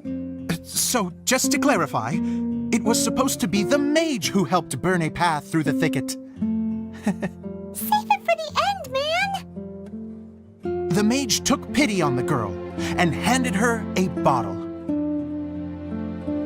Then, the mage began to tell the story of how the bottle came into her possession. The fiery mage had an adventurous spirit and enjoyed taking long journeys. On one such journey, while taking rest in an oasis, she found a beautiful bottle by a crescent-shaped lake. Klee, quick, get in the light. She was an extraordinary mage, with the power to grant people their wishes. She turned the bottle into a thing of equally extraordinary power. But the only place that it could make wishes come true was inside of the bottle. Oh me, oh my! Look at this wonderful bottle of mine! It could make a fine toy! But better still, a sojourner's home! The fiery mage blew into the bottle, allowing it to grant one single wish outside its glass walls. Oh, am I supposed to blow into it? Whoa, it lit up! A flame was kindled within the bottle, and it began to glow a fiery red, just like the mage herself.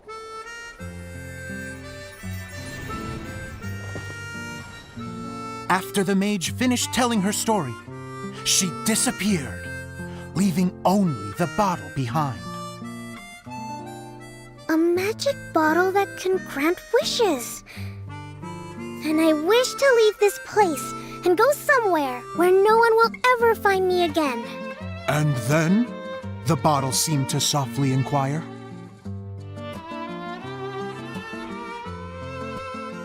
I don't know.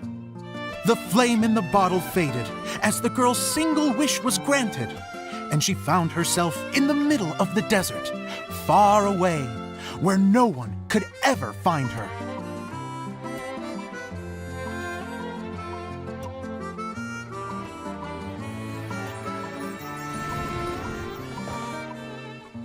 When the Dagger Bandit listened to her story, he sighed in disappointment that the flame with the power to grant wishes outside of the bottle had already died. But this doesn't make sense. If it truly granted my wish, then nobody should have been able to find me here. Maybe they shouldn't. The desert is difficult and dangerous to navigate, but I was determined to make it, no matter what. Then take this bottle with you for your trouble. It may be able to grant you your wish, though sadly, only within the confines of the bottle itself. All I wish for is light. Honoring the bandit's request, the girl wished for light inside the bottle, and sure enough, it lit up. They found that while the light was only generated within, it could nonetheless shine through the glass and reach anywhere in the outside world. Even though it doesn't burn as brilliantly as the light that shone before, this is still an extraordinary light. What will you do after I take the bottle? I don't know. Well, then maybe you should come back with me. With no reason to refuse, the girl accompanied the Dagger Bandit back to the land where the light did not shine. They brought light to that place, and the darkness was dispersed, and they lived happily ever after.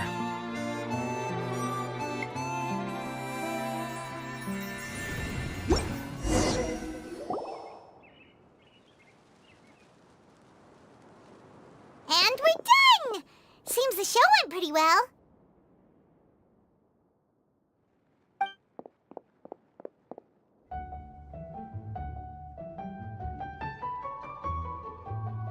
Miss Honorary Knight!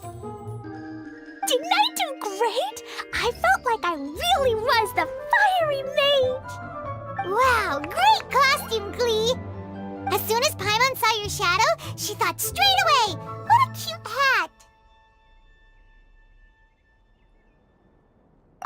Cleo loves it! Thanks, Mr. Zosimos! Oh, wait, no, I mean, Mr. Director. Mr. Director? Ha! No one's ever called me that before. Thank you. My dear little mage, thank you so much. Oh, I'm so happy. Miss Adia said that she tailored it a little bit so it would fit me, but you were the one who designed and made it. You're amazing. Yeah, that's amazing! And it sounds like Adia did a great job too.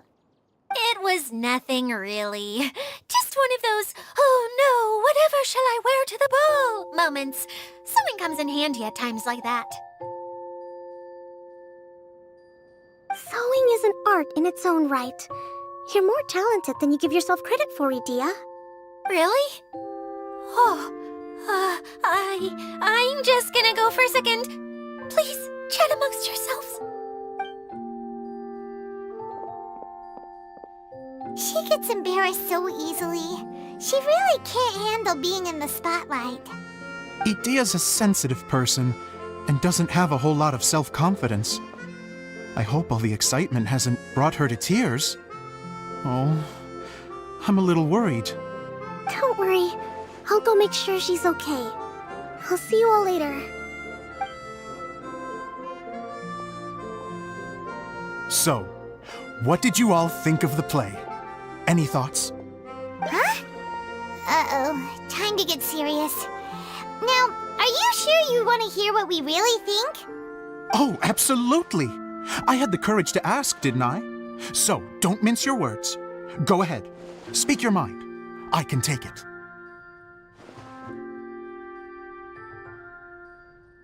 Okay, Paimon will go first. So, the dialogue at the beginning was pretty good, but it ran out of steam as the story went on. Paimon could tell that you ran out of inspiration somewhere along the way. The characters were honestly a little bit ridiculous. Paimon didn't get what you were trying to do. The moment anyone started to show any kind of substance, suddenly the scene was over. Yes, all very good points, Paimon. I would add that in its attempt to pay tribute to the series 1,000 Nights, all semblance of a coherent was sacrificed. Plus, I do have to penalize you for the issues with the props. Miss Adia, what are you doing back here? Oh, you know, I return like the tide when people start discussing something important. Huh. Especially when it has to do with criticizing my show. Mm-hmm. But there was one thing I liked about it. Just one, mind you. The story had a good ending.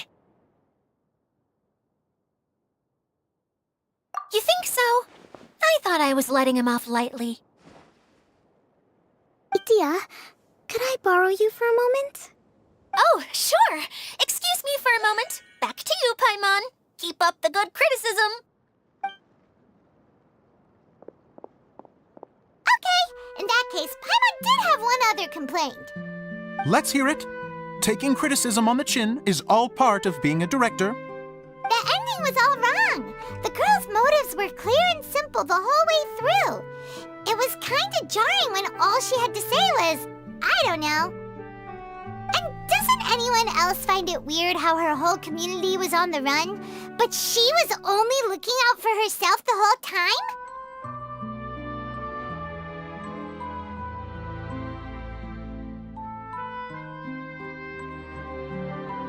I'm fine. I'm not going to improve without feedback. I also learned a lot this time with the chance to be off stage. To be honest, it was a dream come true. What a great attitude! You don't seem upset at all by our comments. I wouldn't say I'm completely unaffected, but you're only speaking the truth. They're all very valid points. Still, now that Paimon thinks about it, you did finish the script in a bit of a rush. Maybe we were being a little too hard on you.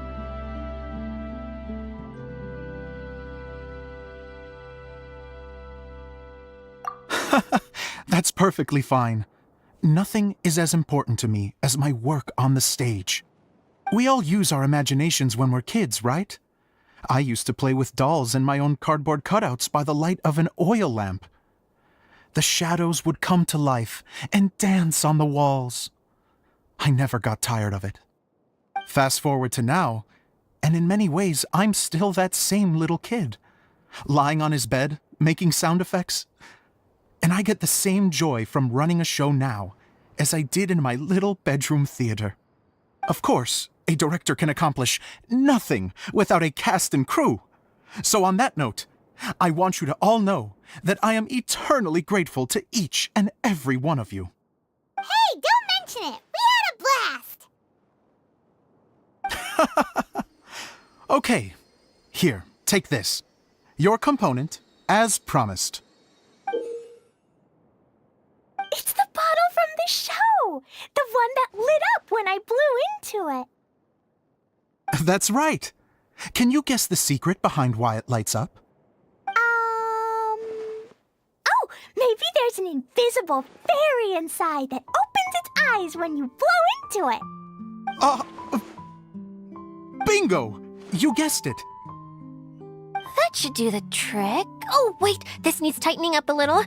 Hold on, this will only take a second.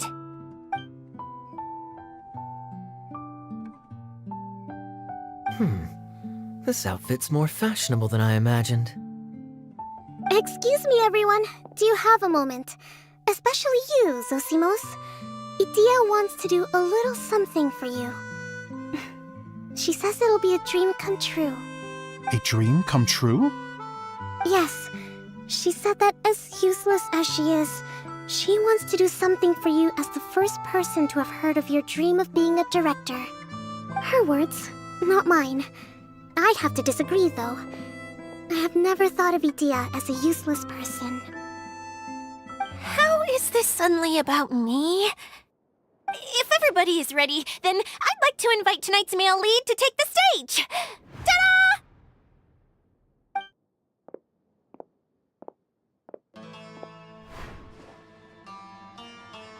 Wow!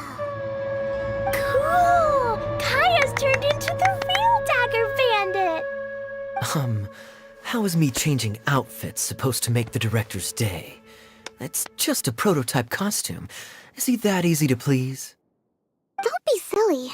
If I know our director, nothing will make him happier than to see his ideas brought to life by the right actor. Well, then I'm happy to oblige. Who am I to argue with the star of the show? Zosimos drew up countless designs and made a few prototypes before landing on this one. It just needed some tailoring to fit properly, so I made a few stitches here and there. I hope the result isn't a disappointment. Oh, it's perfect. Idea, I'm... Oh, I'm so touched. Thank you all. You've made me happier than I ever thought I could be.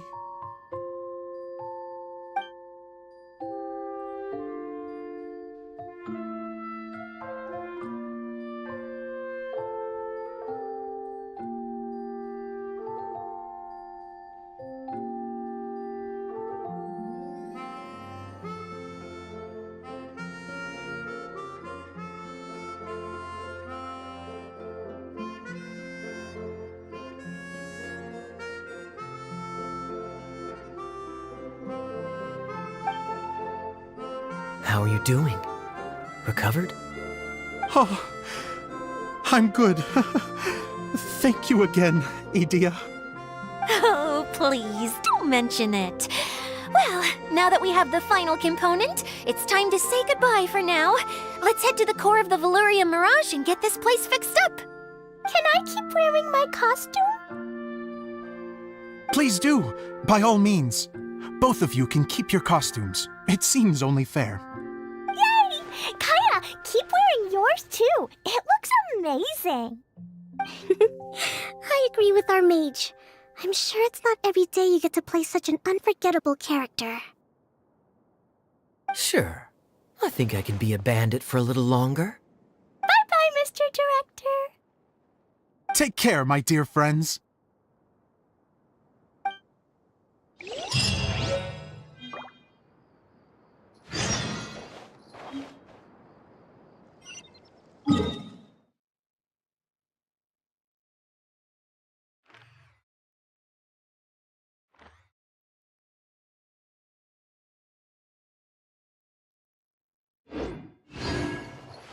You're going to attempt to repair the core now, right?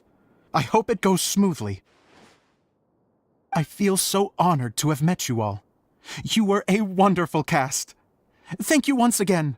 I'm so grateful for everything you have done for me.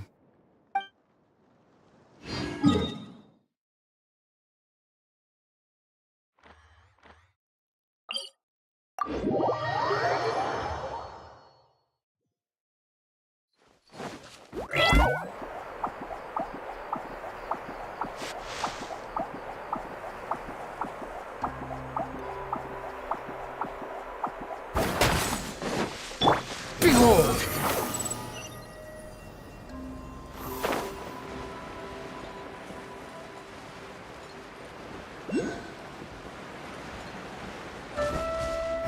Upon the gale!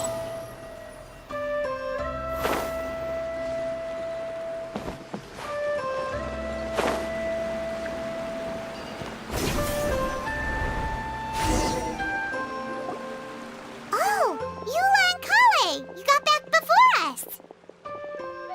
Yes. Idea had the water droplet send us a message just as the show was coming to an end, so we came back here to wait for you. How is Lessig doing? He finished all the maintenance work, but it took a lot out of him. He's now fast asleep in his room. Oh, I feel a little guilty. Consider it his atonement. It's only fair that he had to do something constructive before being able to sleep soundly. Seriously, don't waste your concern on him. If you say so. Okay, without further ado, let's go and fix the domain! Isn't this where we first met Water Droplet? Correct! The core of the Valerian Mirage is the largest streaming projector of all, and this domain is one gigantic preprint. Whoa, so everything we've seen is created by this? That's incredible. So, to fix it, same process as usual, right? Do we need to use the preprint? Exactly! Well done! You catch on quick. It's hard to forget after doing it so many times now. Let's get going. This is the final step! Yay! Suddenly Paimon's really excited. The hub consists of these components. All you need to do is place them onto the foundation in the right shape. The right shape? But we've never seen what it looks like. Oh, don't worry about it. Close enough will do. As long as it can spin, it'll be fine. Should be fine. I think. Sometimes you have no standards whatsoever.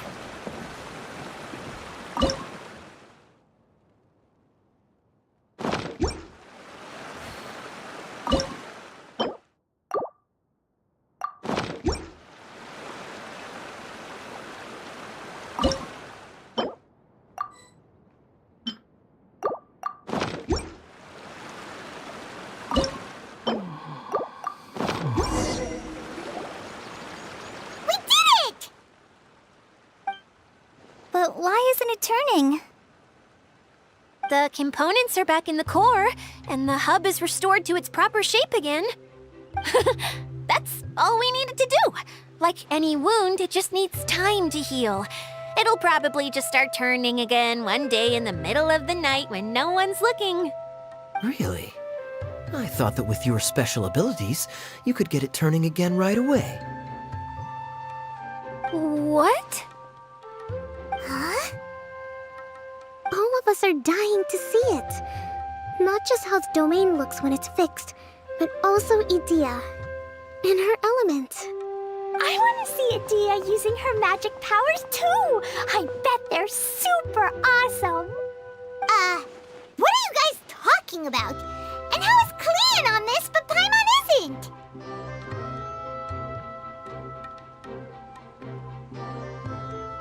They're referring to our mascot's true form. As I've said all along, there's much more to Idea than she gives herself credit for. She has a very special power. Though, I think some of us have sensed that already. Did you notice right away, General? I only found out when I was chatting with Eula. So our general was the first to notice. It seems like she's more perceptive than she lets on.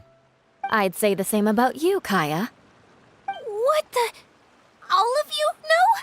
I mean, I wasn't trying to hide anything from you, I promise. It's just, for people who stumble upon this place by accident, I think my current form is more approachable than my true one. I don't want people to get scared when they see me.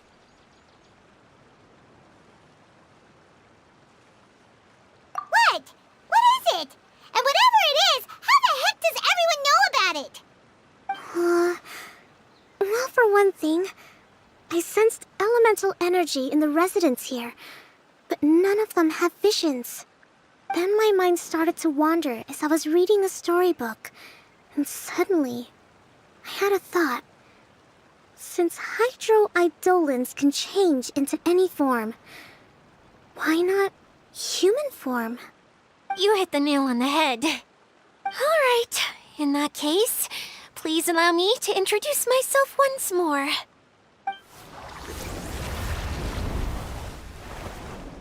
I am an Oceanid who was exiled here when the former Hydro Archon passed away. My name is Adia. Wow, Adia! You're so pretty! Now that I'm in my true form, I suddenly feel a little embarrassed talking to you all. You look stunning. You should be flaunting this look at every opportunity. Oh, come on. I'm too shy. Wait, so does this mean that all the people we met in here are actually... I'm guessing that the human counterparts to these Hydro alter egos are long gone. That's right. When they wanted to leave, I took them to the edge of the desert. The components are, in fact, gifts that they gave to me before they left. But I'm always curious about what brings people here, so I used the streaming projector to bring their wishes to life. The power to grant wishes, but only within the confines of the bottle. Exactly. It's a truly extraordinary light. I've just realized something. When the components fell from the core, it appeared as if they had returned to their respective owners. But actually, it was after the components landed where they did that their owners and the things associated with them arose around them to form the different zones. So now that the components have been retrieved, does that mean that all those things are gone? Don't worry, they'll be quite safe. As long as I remember them, they'll never disappear. However much we might criticize each other or get into scuffles, in this mirage, they will always be my friends. I had so much fun in the choo-choo cart and hanging out with Mr. Director. I'll never forget them either. Me neither. I'll always remember my adventures in this fantasy land. Very good. But it's probably time I set this wheel in motion. This one's all yours, Adia, our magical mascot. Please work!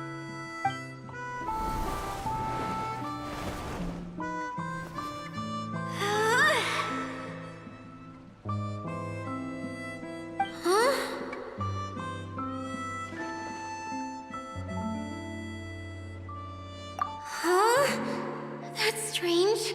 Nothing happened. Has it lost some power because of the incident? Oh, crumbs. Not now. Not right off the back of everyone putting me on a pedestal and me acting like this was going to be my big moment. Someone get me a bottle. I'm hiding myself away. See you in 100 years. You're already in a bottle. What now? This was the only way! Now I'll never be able to show you how the Valyria Mirage is supposed to look. Hold on. I have an idea. Yes, General Sangonomiya? I'm all ears! it's okay with you, would you let me borrow the Shinro casket from the domain's core? Ah, the Shinro casket. That sounds familiar. 1 second. Here! Is this it? Wow! A huge shell! It's the relic that Kokomi mentioned earlier! So this is where it's been hiding! It was once a ritual vessel used for making offerings in the Moon Shrine. It's made from the remains of a yokai called the Shinkiro, and it can listen to the wishes of those who come to pray to build up Shinki, which gives it its power. Several centuries ago, the relic was lost when the last prefect of Yashiori died in battle. Its final resting place was unknown. The pearl that goes with it should be able to sense the casket's location. But when, unbeknownst to anyone at the time, the casket disappeared inside the core of the Valyria Mirage, the pearl's light died out. Huh? How come? Well, imagine it was a sound instead of light.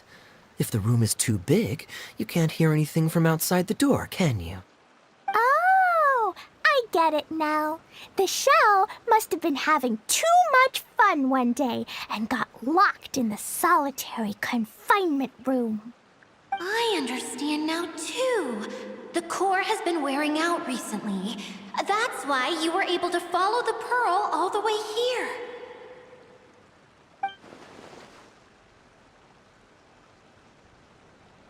To get back to the story, without the offerings at the shrine, this vessel quickly loses its power.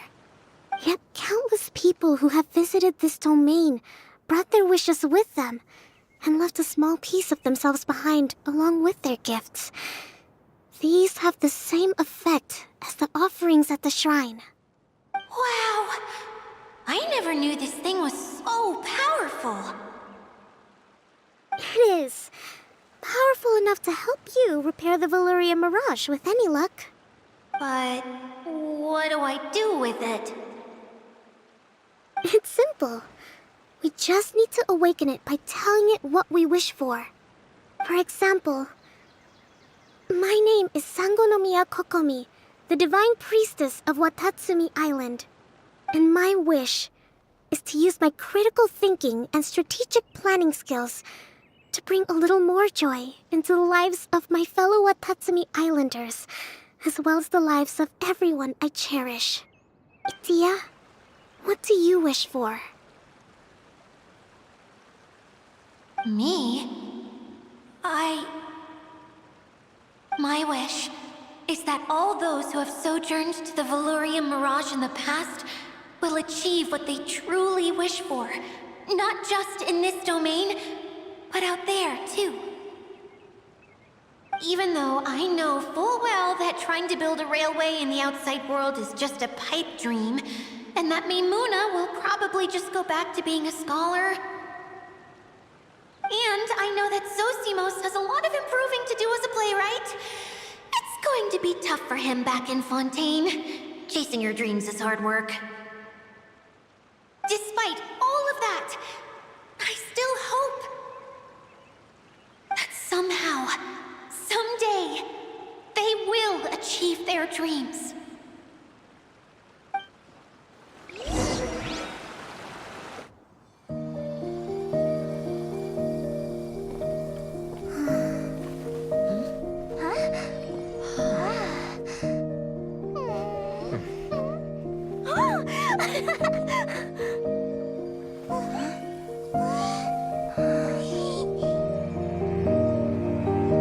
Okay, the combined power of our hopes and dreams is at your disposal.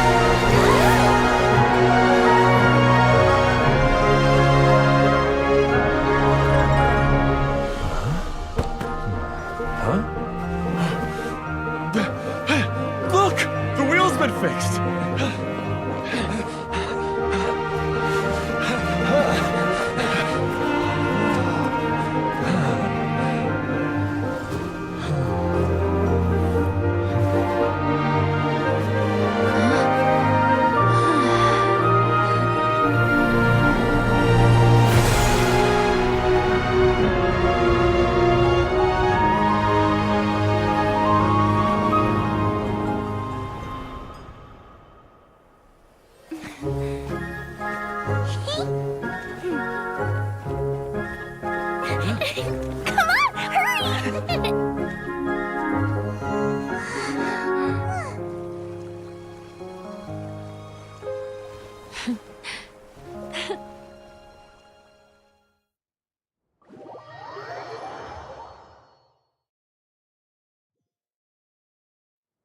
Yay! Dia, you're back to normal.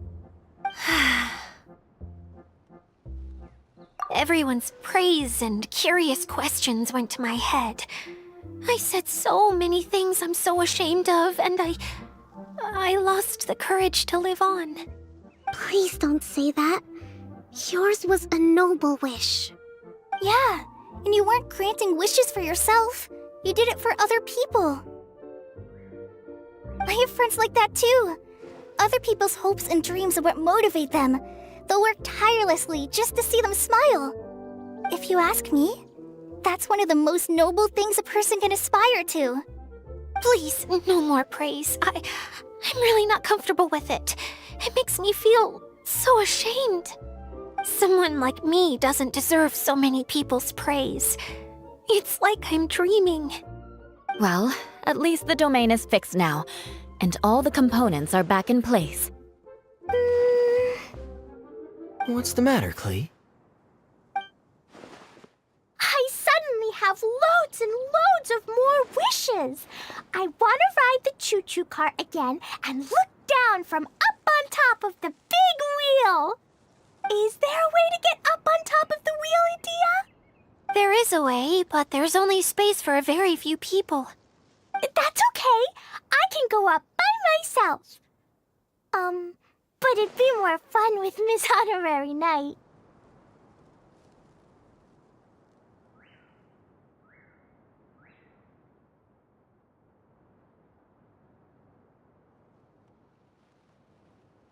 Are we sure about this?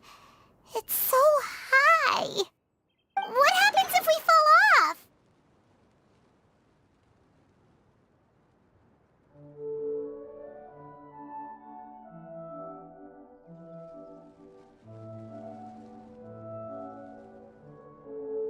Well, yeah, but Paimon's just worried for you.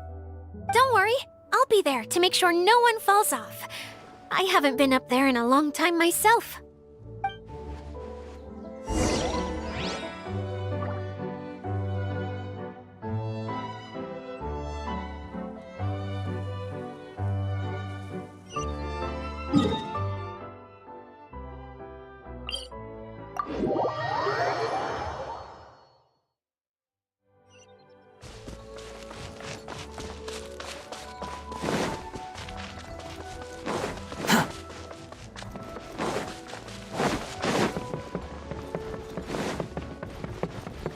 Quit following me.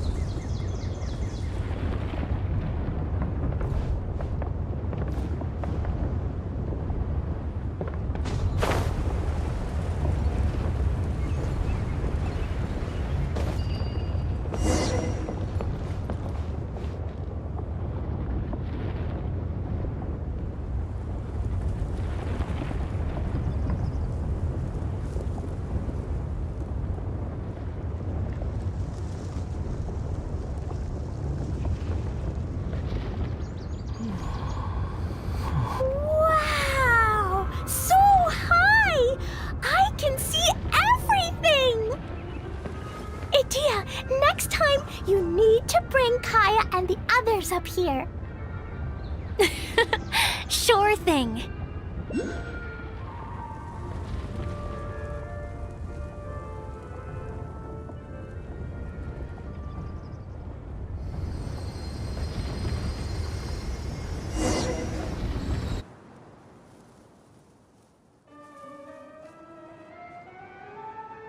Whenever people have to leave this domain, I like to come up here and spend some time alone after I've seen them out. They're always overjoyed when they first arrive and start bringing their imaginations to life. But once they realize that they can't take anything home with them, they get upset. Some of them can't bear to leave. Others regret ever setting foot in this place. Do you ever get sad, Idia? I feel lonely at times, but not sad. A lot of people destroy everything they created before leaving, but some don't, like the residents you met. Before they left, they asked me to make replicas of themselves using hydro-eidolons. Then they tasked these replicas with maintaining everything they built here, as if this was their way of keeping their dreams alive. That's beautiful. Yeah, I don't know how they're faring in the outside world, but just the thought that one day they might achieve their dreams and live on the outside just as their counterparts do in here, that's enough to make me happy. It feels like I'm here waiting for them in the future, where they've achieved everything they wanted.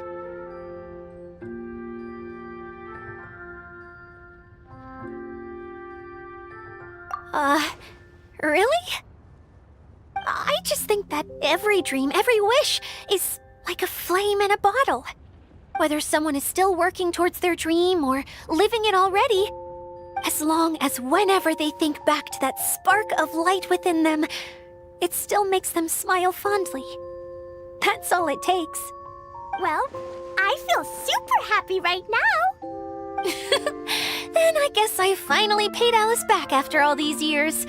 Funny to think I've been in the middle of a desert this whole time. It's just a giant muddy swamp to me. Time for Paimon to give you a nickname! Mud Fairy! Watch out for Idia the Mud Fairy! How dare you mock me! Roar! I'll gobble you up in one mouthful! Oh.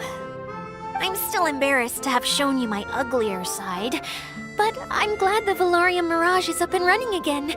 This place is going to be bustling with activity again soon enough. I hope you'll take some time to enjoy yourselves.